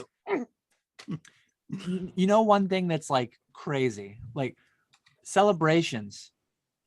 We're all here today. We all know that. Just what was that? The 22nd, or was it October 22nd? Yeah. They've graded 1,167 cards from celebrations. Man. At $150 per card. Oh, it might not have been. I think 22nd was the premium collection. I think it was the 12th, October 12th. Yeah. Oh, that's right. So it's been a little over a month. But like, that's even still in a month. Crazy. Yeah. That is one set of one card game, and sports is so much bigger and so much more expensive. Yeah. My concern is even at 100 is like a big psychological barrier. Oh yeah. 100 feels a lot cheaper than 150. And if I'm paying as a retail customer, if we're paying 100, some of the bigger businesses submitting literal thousands or like, if the retail price is 100, people are paying 80 or 90, 100%. Yeah. So I'm just really concerned that if Pokemon has managed to grade 1,200 cards that are worth nothing at 150 a piece, we would have graded 5,000 or 10,000 had it been 75. Probably. It's the floodgates are going to open to an extent if they go down to 75 and even 100. I mean, it's scary.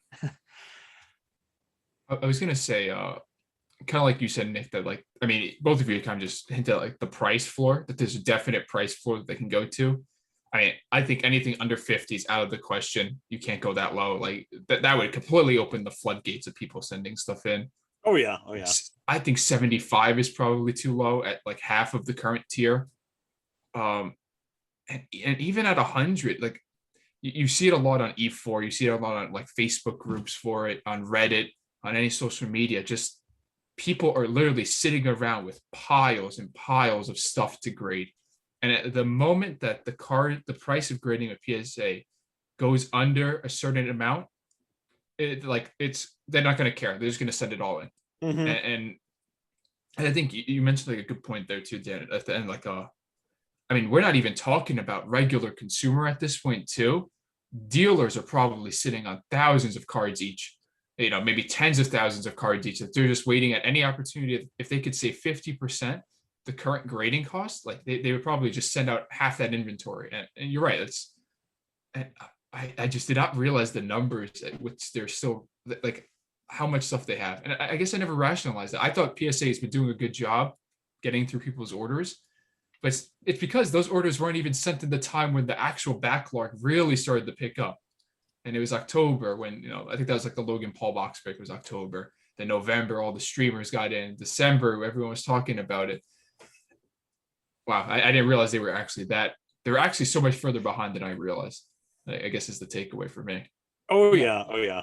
It's scary. And I guess when I was saying October and all that, I was going by the date that I sent them. As far as they go off of their registration date. So I'm not sure exactly where they are per registration date, but that's such a stupid thing because it doesn't even include dealer submissions, which is like one of their largest. I'm sure dealer submissions that's vastly outnumber retail submissions. So definitely. What kind of a metric is that just shows like, yeah. And you had mentioned that you said they're grading 4,000 cards a day at the express tier, approximately. Well, so they're doing 40,000 a day. People pull that from the pop report increases every day. Mm-hmm. So that's, and PSA has stated that number, and people are getting that number from the pop report. So I believe it. There's no reason not to.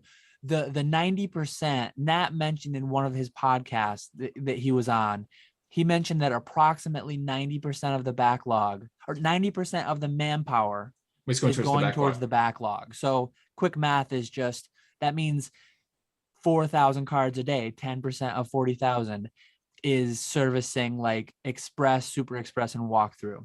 Yeah. I mean, that's amazing. Again, 4,000 cards a day at 150 plus. And that's the thing, it's the plus, because that gets expensive when you get up there. And like, as I mentioned, it's not going to be a linear thing. If you have the price, you're going to substantially more than double the demand. Yeah. So I just rationalizing those numbers, you realize that they're probably grading over $1 million in fees a day just from those higher tier submissions. That's insane to me. Yeah. That's a lot of money. Oh yeah. They're doing quite well for themselves. And it's just concerning because, like, as I mentioned, some people are tracking the complete through dates and, it's been a month and they've pushed through a month or whatever. Like, and then they're linearly projecting that ahead, but you can't because the submissions were not linear. Yeah. The submissions were extremely exponential. I mean, to the extent that the last 3 days was more than the 30 prior, and those 30 were more than the 90 prior. Like, yep. That's quite the exponential chart going on there. I think if they officially are going to do this, like what they would have to show is if they're reopening like a lower tier, it can't just be they're pulling from the new workforce. They have to make an announcement that they've hired on hundreds of new employees or whatever that are strictly just there, that they're being brought on for the new service level. But if they're not making that clear, then it very much is that they're just pulling people from the workforce that's already handling the huge backlog, diverting them here. I mean, I agree with you. There's no way that they can get through that backlog, that tsunami, more or less, of cards if they're pulling resources now. I mean, you mentioned the corporate world thing too. I think part of it might just be we're in quarter four now. They might want to bump up those like submission totals for the end of the year reports, just to make it seem like they ended 2020 on this, amazing note. I don't know, but I literally cannot fathom how many cards will be chucked at them. And we keep thinking in Pokemon terms for a lot of us. The sports cards are the real people who are going to jump on this like crazy if that gets cheaper. And one thing that is going to temper demand is like prices have fallen a lot. Yeah. So if they slowly open these newer tiers coming down to 100, 75, 50, I mean, hopefully they're smart enough. Like say somehow they get way more submitted than they realize they would. They better be ready to turn it off. Oh, I'm Like, sure they will at this point. You think so? I feel like they might just. I mean, No, I don't think so. I don't think so. They were so dumb to take in for so like they know how many they could grade a day, and they knew how many they were getting every day, and they just let them keep coming in. Like imagine. So I found my notes for an upcoming thing. Nat said every day in January onward, 100,000 plus cards a day came in. Today, their capacity is 40,000. Yeah. Back then, their capacity was like less than 20.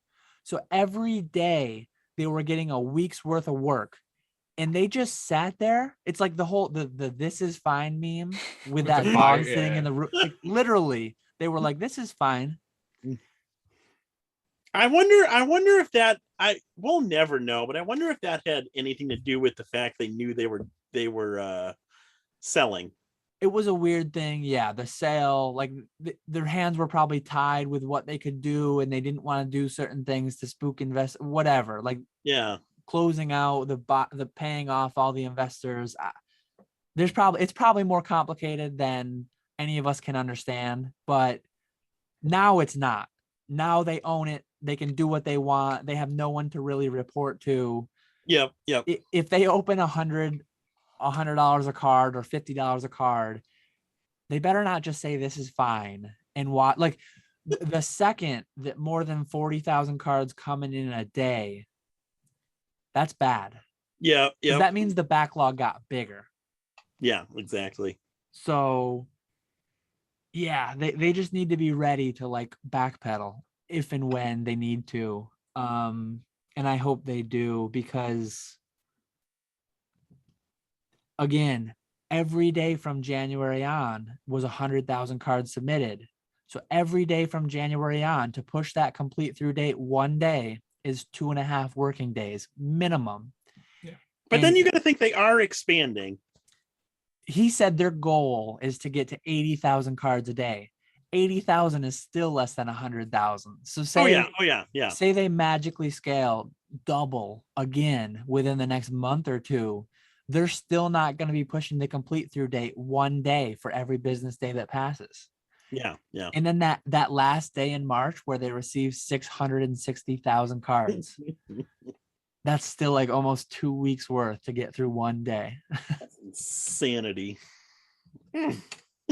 Hopefully prices keep crashing. They keep expanding their capacity. But that's a thing too. Like, it blows my mind to think that they want to scale to 20 million cards a year. Because say they do, that's going to lower the prices on a lot of things. Like, yeah, but they don't care. They're still making money. Well, the thing is, when the prices go lower, the demand goes lower for grading. Even if at $10 a card, I'm gonna grade all my non-hollow WotC first edition stuff because it's all going for 20 to 100. Yep.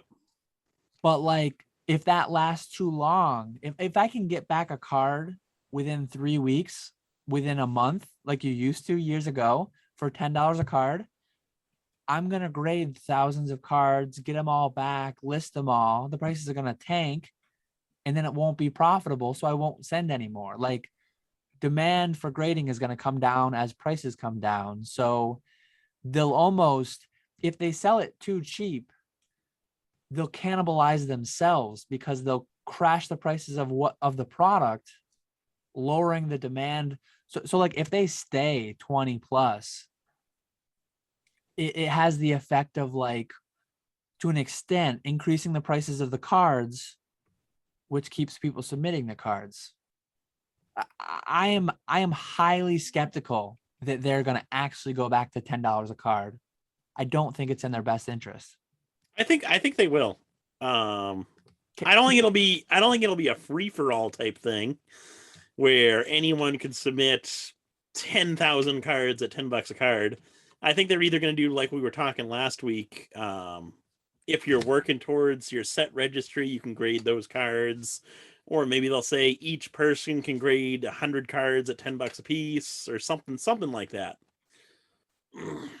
I am a little surprised that they haven't mentioned putting limits on accounts.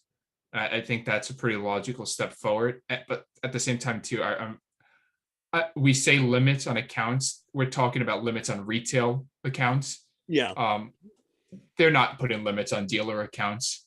And then what it becomes is the people that we're actually helping and benefiting are like the huge franchises already. Like those are the people that get their stuff graded no matter what. They get priority, they get better prices.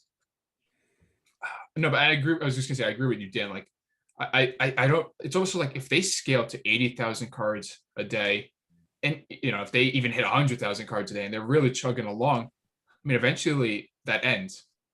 Eventually, they do clear their backlog, and what happens to all those employees that they just spent all that time to train and get prepped, and they've already spent a year and a half working at this company?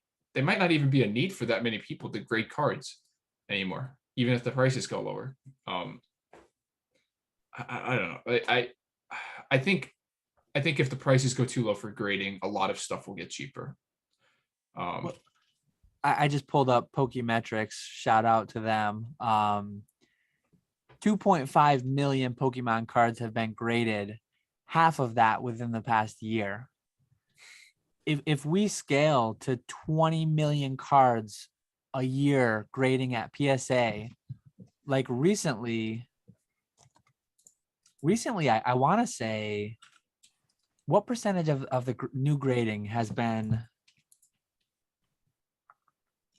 Pokemon cards? Yeah, TCG is 47,000 out of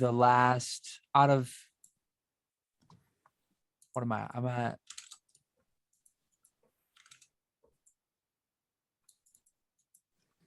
so TCG is roughly 25% of what they're grading today.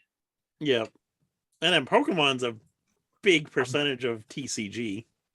Like I think a couple years of the total population of Pokemon cards grading doubling in a row is going to be really bad for pricing. Yeah, I don't know. Because then you there's got to be some type of price floor though. If you're grading like WotC commons and uncommons, as long as people aren't grading like modern commons and uncommons, I think it's just going to go back to the way it was, where they're 9s you break even, 10s you make a little bit of money. I think that's like the worst case scenario that would happen. And then people are just being more selective of what cards they're actually grading. Well, what that does then though is there's not going to be demand for 20 million cards a year to be graded. And that's kind of my point with like what happens to all those people that they've now hired, the facilities that they've now hired. Like it's almost like it almost doesn't even make sense like why they got bought out at when they did. Is because they're pretty much, they got bought out at their pinnacle. They got bought out at their pinnacle. I think that's very fair to say. I think grading at this volume has reached its peak, and maybe that's not the case, but I don't think that there will be that need to grade that many cards a year if the prices on everything reduce even further. Yeah, and I feel like grading is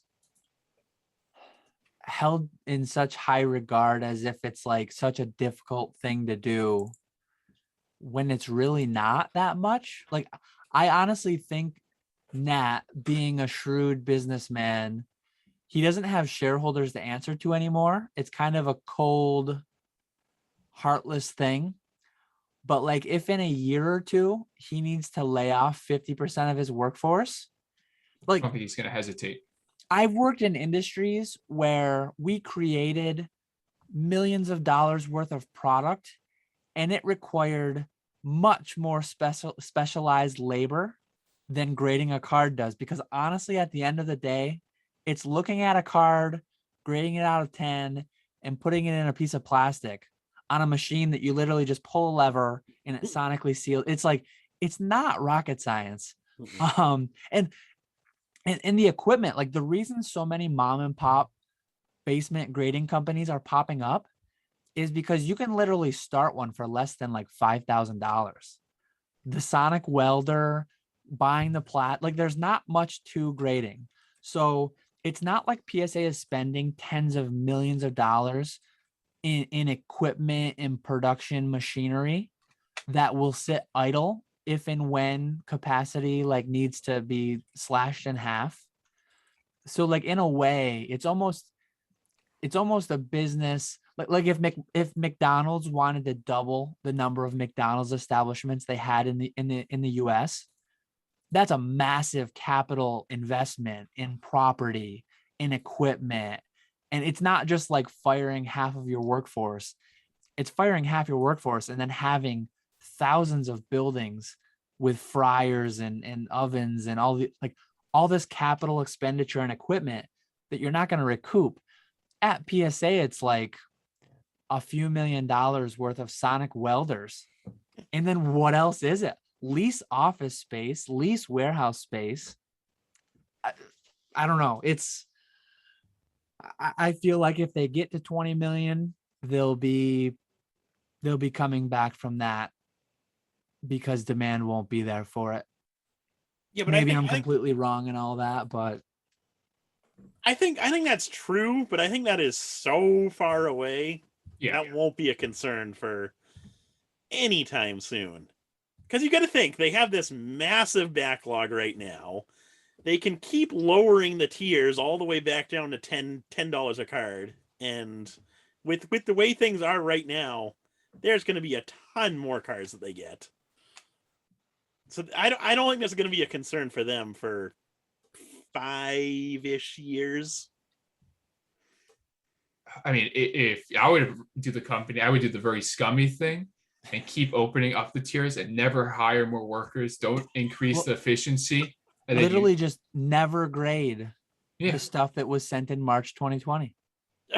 Like just burn that warehouse. What, like 20-year turnaround, 30-year turnaround? What, like it's investment grade turnaround.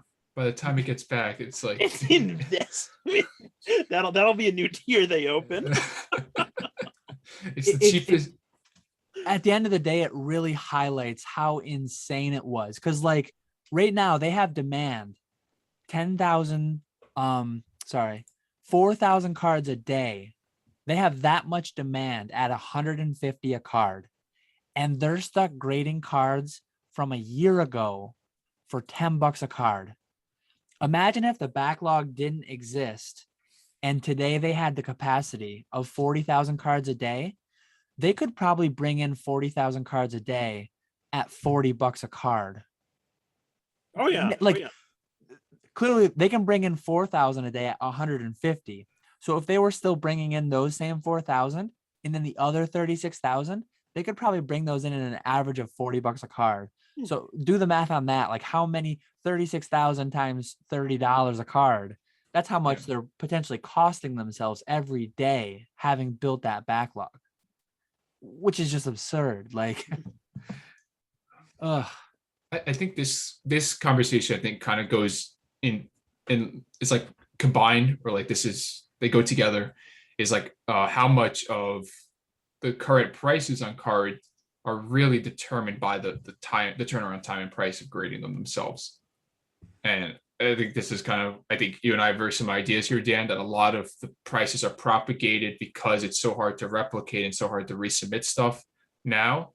But if you ever get to that point where you could grade something for $10, it comes back in a couple of weeks or even a month, we're going to be a very different time.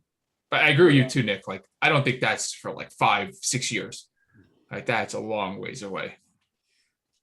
Yeah, cards couldn't have done what they did last fall if PSA was open at $10 a card with a 1-month turnaround. Yeah, because the first EV that sold for 200, I would have sent 10, and had them a month later. Well, then the next week when they went for $350, I would have sent 20 more. And then they went for $400, I would have sent 50 more. And then it would have it would have peaked a lot lower and it would have came back a lot quicker. And yeah.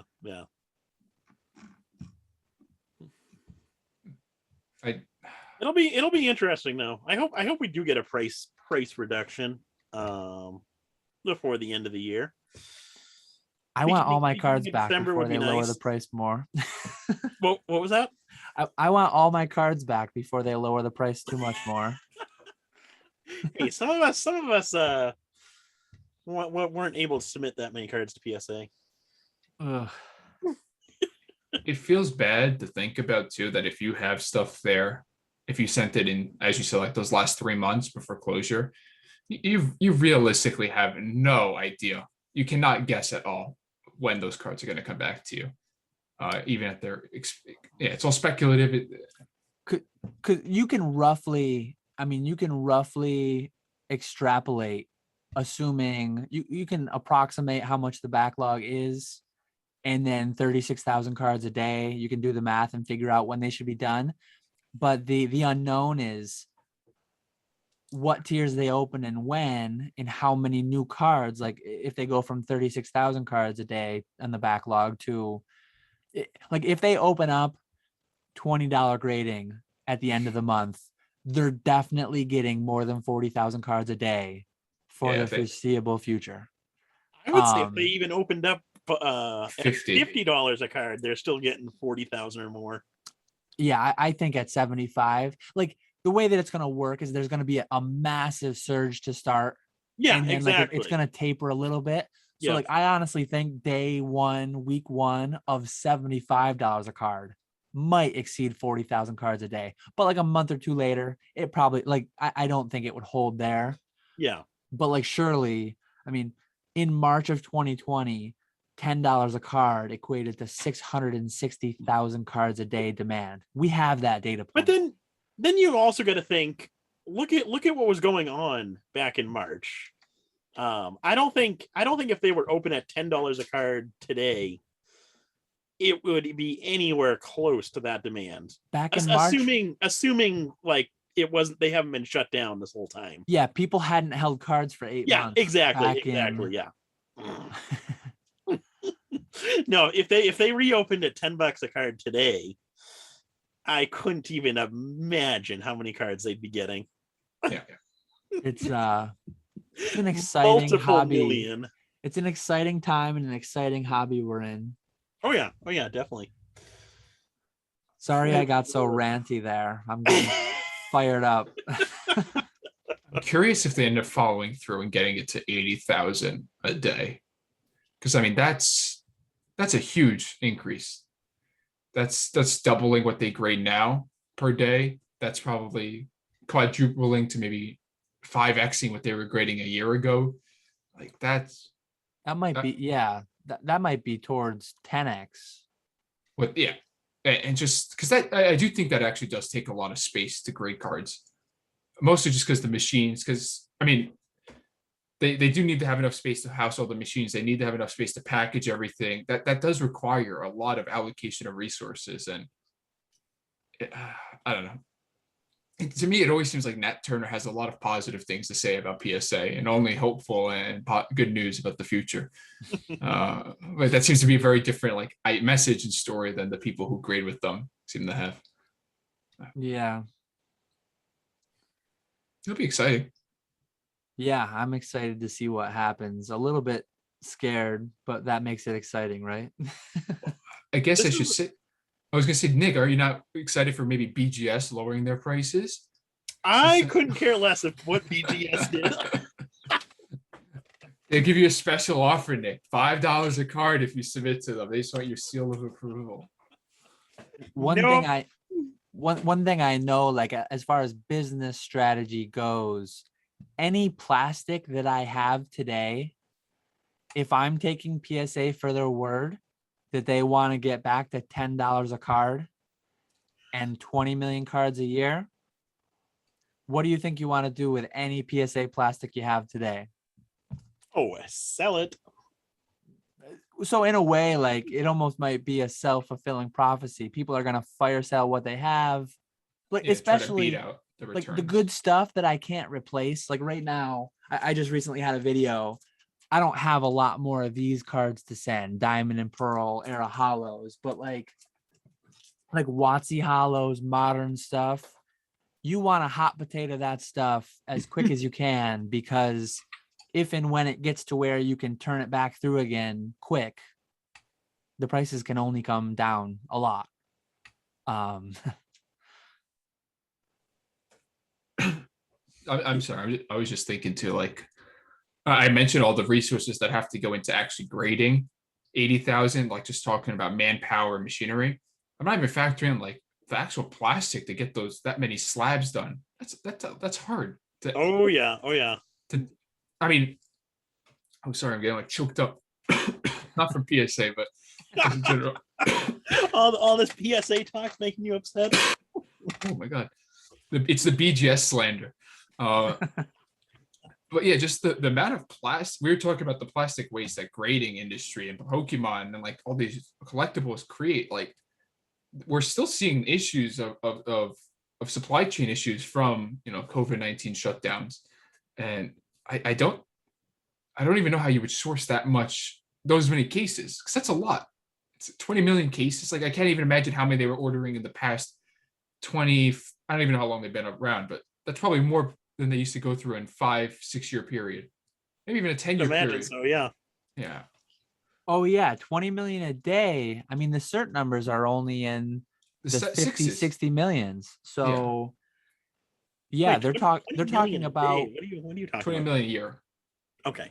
Yeah, 20 million a year. 20 million a day would definitely drop the prices by quite a bit if they could get to that. But I think they've been around since, I want to say it's like 94, 95.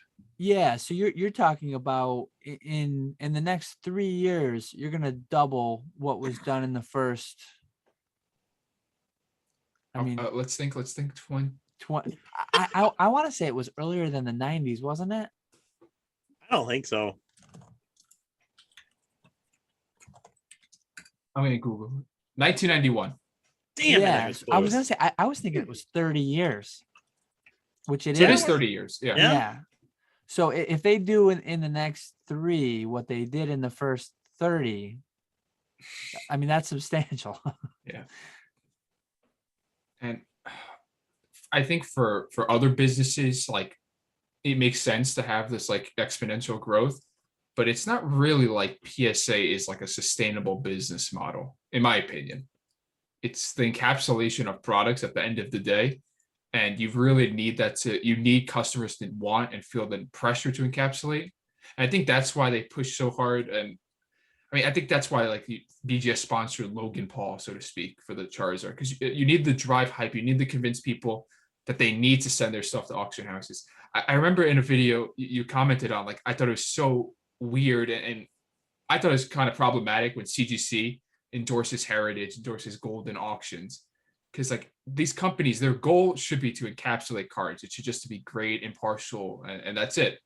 But they have to try to hype up how much money the stuff is worth after grading to convince you to send their stuff in. And if the prices on stuff drops to the point where they can't muster enough excitement to send off thousands of cards, I think that's when they're going to have these fears and are going to struggle. Yeah. Sorry, I felt inspired there to go on that little bit of a tangent. Kind of Connecting on the points. You're good. I'm surprised with how late you guys do these podcasts. Yeah, the 3-hour chat beforehand really pushes us deep into the night. Yeah, this is an interesting time frame. Do people know you record this late at night? We talk about it sometimes. For anyone watching still, it's 2 a.m. right now. Yeah, you have like this long onboarding to get people ready and discuss ideas, and then another couple hours of just talking. It's not even just when we have guests. It's like Nick and I will just chat for like too long beforehand to catch up on the past 2 weeks when we message almost every single day anyways. It's a good environment. Exactly. It's And the only reason I'm asking about the plastic thing too is because I know that was an issue that CGC had with like comic books, is getting the plastic for the comic book holders. Video game grading, to my knowledge, that's a big thing holding back WADA from grading like DS games. Is it's hard to get the scale of acrylic that they would need to get all those cases done imported from China. And I think plastics in general are just the way Pokemon Company packages stuff. You wouldn't think plastic is in like a shortage right now. But I think plastic in general is just all the plastic they use. Yeah. If PSA will just start accepting all the plastic that I recycle, they can just As a credit. Yeah, turn that over, turn that. They just into the melt new it down into cases. the new case. Oh, There we go. Gotta get on the horn with PSA and Pokemon Company and try to connect the two there. There we go. There we go. I like it. I could see that being a good partnership with like any of these companies, though, like BGS or CGC, just to say like, oh, we're taking a more sustainable route to Yeah. our cases. Nat owns, I mean, he owns the grading company, the auction house. I think they've got a vault too. I remember you Next mentioned that in a comment. Next, The he's comment. gonna buy Yeah. the printer, and he's gonna buy Pokemon. And then he's just gonna sell you booster packs of PSA graded cards, and you can send them straight to the auction house. You never even see them. They're NFT too. Where they're auctioned through one of the fractional share companies as an NFT. That's Man, that's- we're going all out here. You're not supposed to spoil Nat's plans. He's gonna take over the world. Clock strikes 2. We get real deep here. I guess that's something that I'm surprised more people don't take issue with when they discuss grading. Is like how weird does it feel that, I mean, even with CGC and Heritage, like that partnership is very close between the higher ups of both companies. Obviously Heritage and WADA had that whole scandal too with the fact that all the high-end WADA games were just being sold to the founders of WADA. They're not actually going for that. They're just going to like people who have a vested interest in shilling or like hyping up the brand. And that does rub me the wrong way. And obviously there's not going to be any intervention. There's not going to be any official, like, there has to be a separation of the auction house, but it's not like anything's going to happen. Yeah. It's a shame. And like, even like, it just doesn't make sense. Like if the stuff goes for super high to keep up interest, like this is like a genuine fear, I think, in video games and comics, but like, is the stuff even paid for? And you see it in trading cards now too, with like the Torchic Gold Sword that went for $50,000. Like, is there, just because it went for that, does that mean it was paid for? That one I heard was a confirmed sale. No. It just came out recently that was not paid. I think it was confirmed Really? that it was like a reputable buyer. It was a reputable buyer who's always paid until they didn't pay this Torchic. I just heard. Wow. But and then it's interesting The because as soon tables as have turned. that goes for 50,000, and then you see, I mean, eBay didn't have any for sale, and now it just so happens that everyone's like, oh, you know what? I don't like this card $50,000 worth. Yeah, And they start listing exactly. it. And that feels, I don't know. There's a lot of scary things that go on behind the scenes. We're, all things considered, we're very small fish Oh yeah, for sure. compared to the actual money that's moving around in the hobby. For Yeah. sure. I like the sheep behind you, Nick. Nice little fossil sheet. Yeah, I've wanted to get sheets, but I just have no place to store them. That's the So- thing. I don't have any wall space anymore. That's the thing. I do have wall space now, and I have This wall behind you look good with a couple like sheets hung up. I've got the frames. I just ordered frames on Amazon. 26 by 40, I think they are, something like that. I wish I still had my fossil sheet. I don't, but I have some nice top sheets. I have some other random ones, but I actually have, if I were to, I've got 2 monitors here. I thought like in the future, every other podcast, I'd just put my camera on one and you'd see this wall, and then I'd put it on the other and you'd see this wall. So that I could shift up the backgrounds. And I do have some sheets I'm going to get up soon. I'm excited for that because for years I just had like a stack of them in top loaders. And it's like, I like the idea of displaying these, but I can't. So I sold a lot. I actually had a really clean, nice fossil sheet I bought for $300 years ago. Yeah, yeah. And then when it hit like 1,200, I'm like, man, that's awesome. Tripled my money. Woo! And now what are they? $5,000 for a clean one? Yeah, yeah. Ugh. I always think it's funny. Like every person that I know that owns sheets, I think like they literally just have them rolled up sitting in a closet.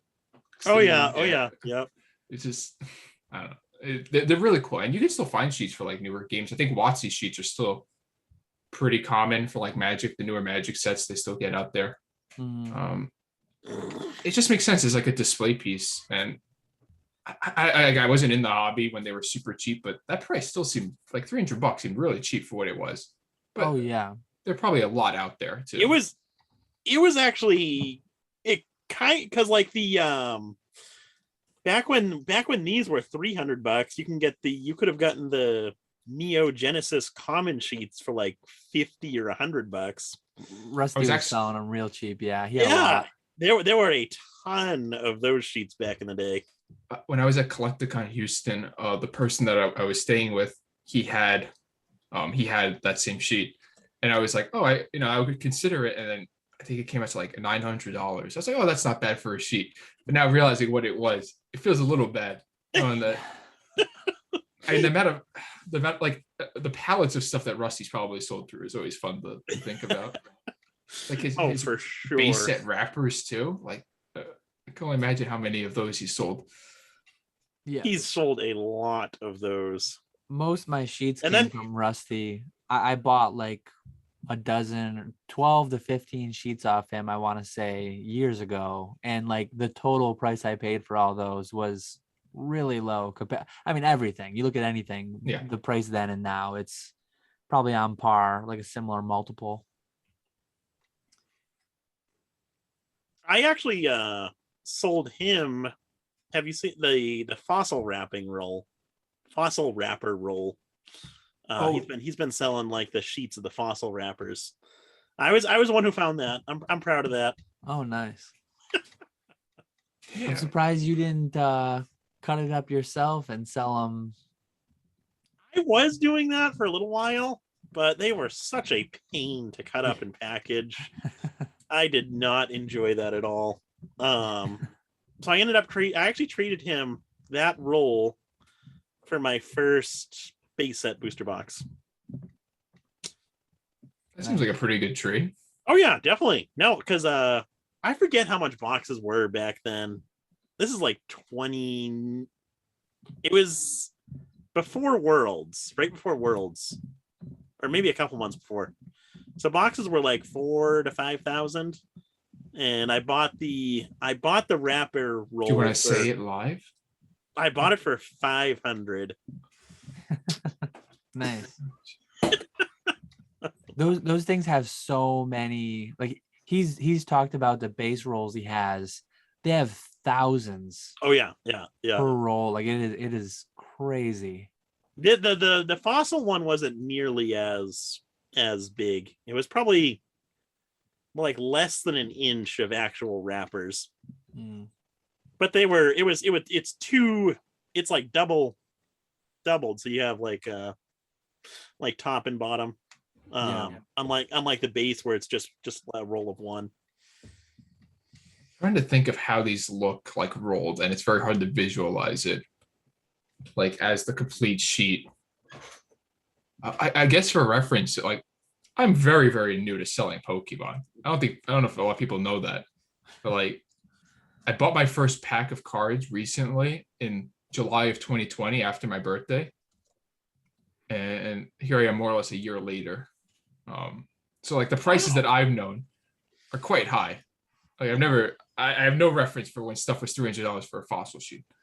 And like My mind is still stuck on some of the prices that I pay. Like I've bought fossil boxes, fossil first edition, anywhere between 300 and 10,000. But like I bought more than a dozen of them between 300 and 500, and I've only bought one or two in the $10,000 range. So like in my mind, it's still like the most frequent price is like, yeah, that's a $500 box. But it's not been for a long, long time. Nope. even if you average it out, you're quite a bit lower than the actual market price at this Yeah. point. I guess I'm more so excited to see how the next couple of years plan out for all this. And I've talked to people about in the past that, you know, we kind of talked about this early before the show, just about like me wanting to get a distributor license to see how the market goes in terms of a slowdown. I'm really excited to see how that is, because it was so easy for people to kind of come in when everything's booming and to stick around. But I think it's a lot tougher. A lot of people won't stick around if it gets slow, if there's not as much money in it for them. And you know, that's what I want to see. I Yeah. can't wait for that day. Yeah, I'm excited for the future, because even 5-7 years ago, when things weren't insane, I still did well doing it on the side. And now that I'm doing it full time, like there's a lot of stuff I can catch up on and different things I can look into if and when it does. Well, it will slow down at some point. I mean, it has slowed down quite a bit from this time last year. So I just want to get back into actually opening modern product and selling singles. that might be close. We've got a lot I think it might be. a lot of the new sets are back down to 100 to 120 per box. Yep. Are you not opening product because it makes more sense to just sell it sealed? Yeah, exactly. Okay. Yep. Yeah, I was surprised on Facebook the amount of people I saw selling sets for like 119, 125 per box. Oh yeah. I mean, I've seen Vivid Voltage for 120 again, and that seemed a lot of this, aside from like the ultra premium collection, a lot of Celebrations is at retail too, or pretty near. I mean, I think ETBs are like 60. You can find them.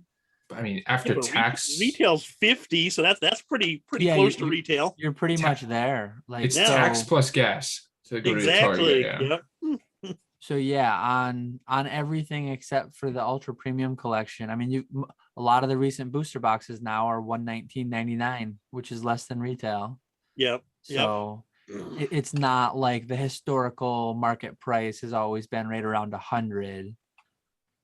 So it's not like what the historical market price was, but it's under retail. So, but if we do historical market price plus inflation over the past couple of years, we're actually not that far off from. I mean, inflation is a very real like. That is true. That is 6% over the last year, isn't it? It's pretty high lately. This past year's been really high. So in that regard, like, if you actually factor 6% into the price of a lot of stuff, has the market actually has not moved as crazy of an amount.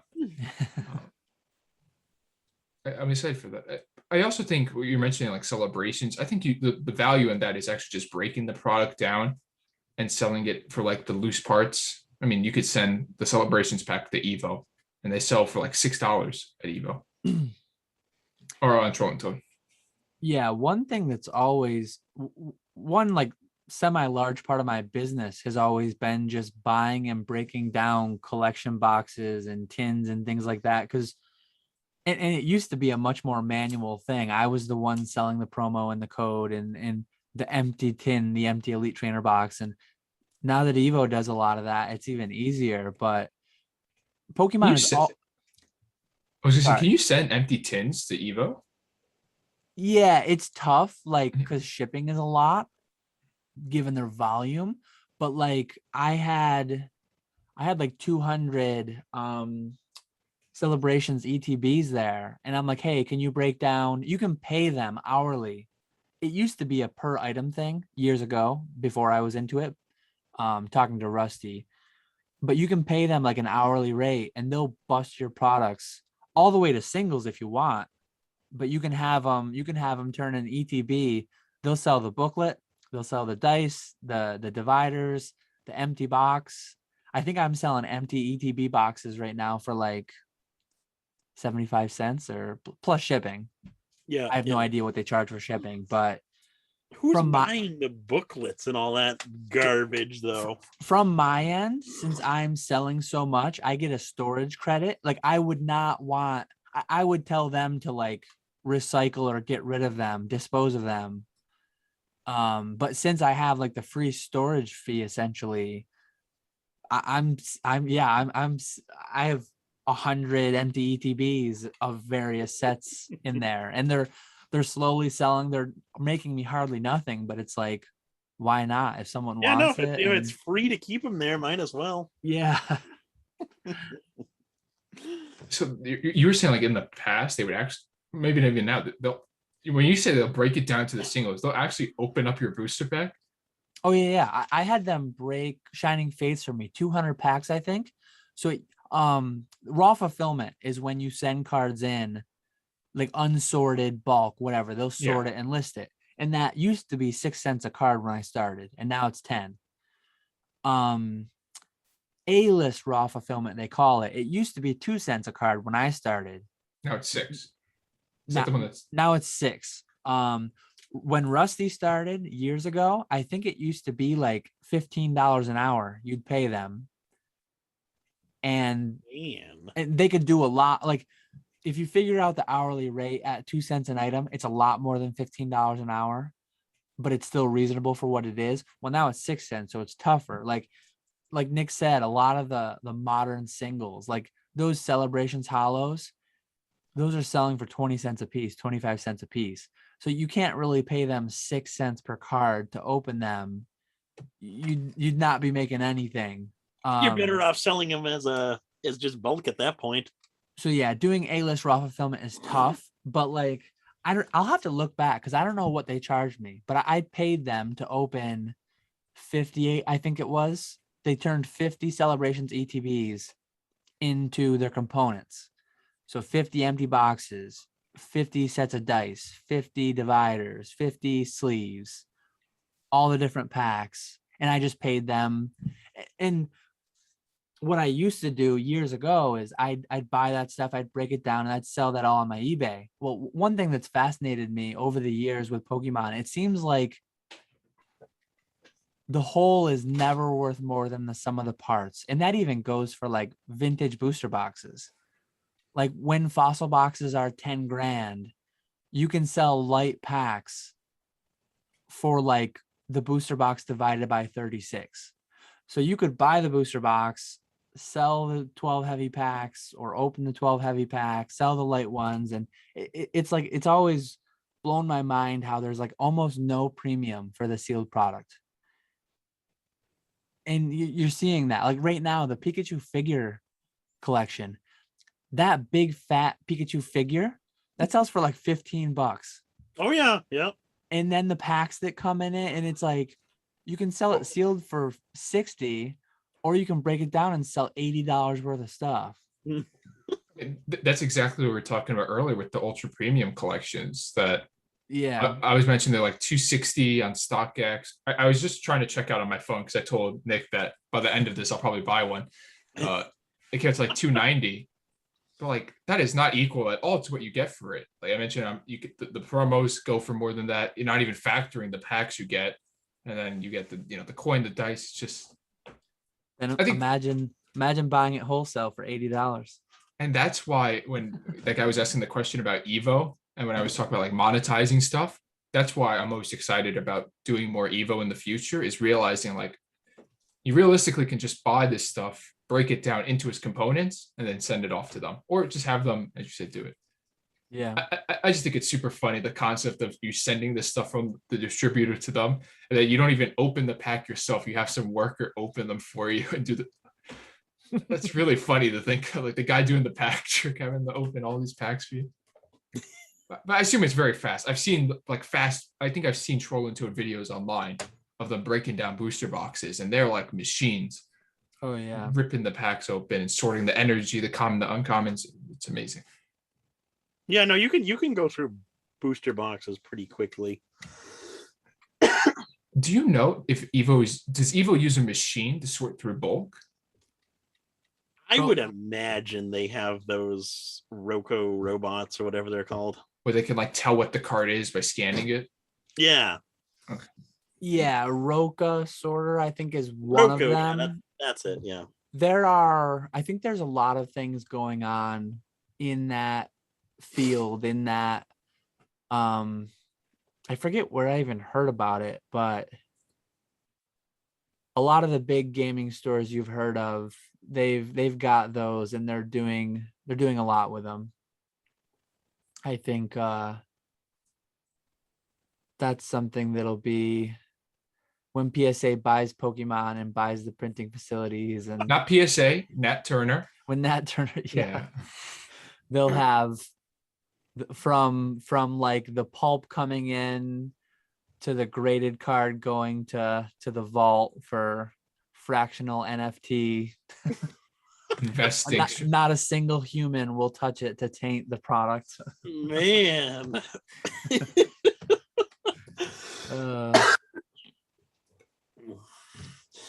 Well, I think I'm good for tonight. Yeah, I think we got over 2 hours again. We're close to the longest podcast. Our average is really drifting up there. It's becoming the norm. We're at 250. It's like that. Now. This is becoming the $10,000 fossil booster box for you. We're just bringing up the average of everything else. Hopefully we're not gonna scale like PSA's backlog did, because then we're gonna be doing like 14-hour podcasts in 2 months. I'm telling you, it's perfect for like late night truck drivers who doing 12-hour shifts. Late night truck drivers. That's your target audience. That's who's listening to the podcast. Doing a cross country haul. Yeah, I'm gonna listen to the old school Catch 'em All podcast, 14 hours. Oh man. I mean, we're talking about how much money streamers make. Like there was like streams where people literally just sleep on stream and they're pulling in thousands of dollars in donations as they sleep. That could be you guys. Just sleep on camera. It's insane. But this has been fun. I don't know. I keep you guys. Yes, thanks for joining us, Edison. Thanks for coming on. And I'll definitely have everything linked of Edison's. If you want to do like a shout out, you've got just your name on here. I'm Edison Sears. That's my YouTube channel.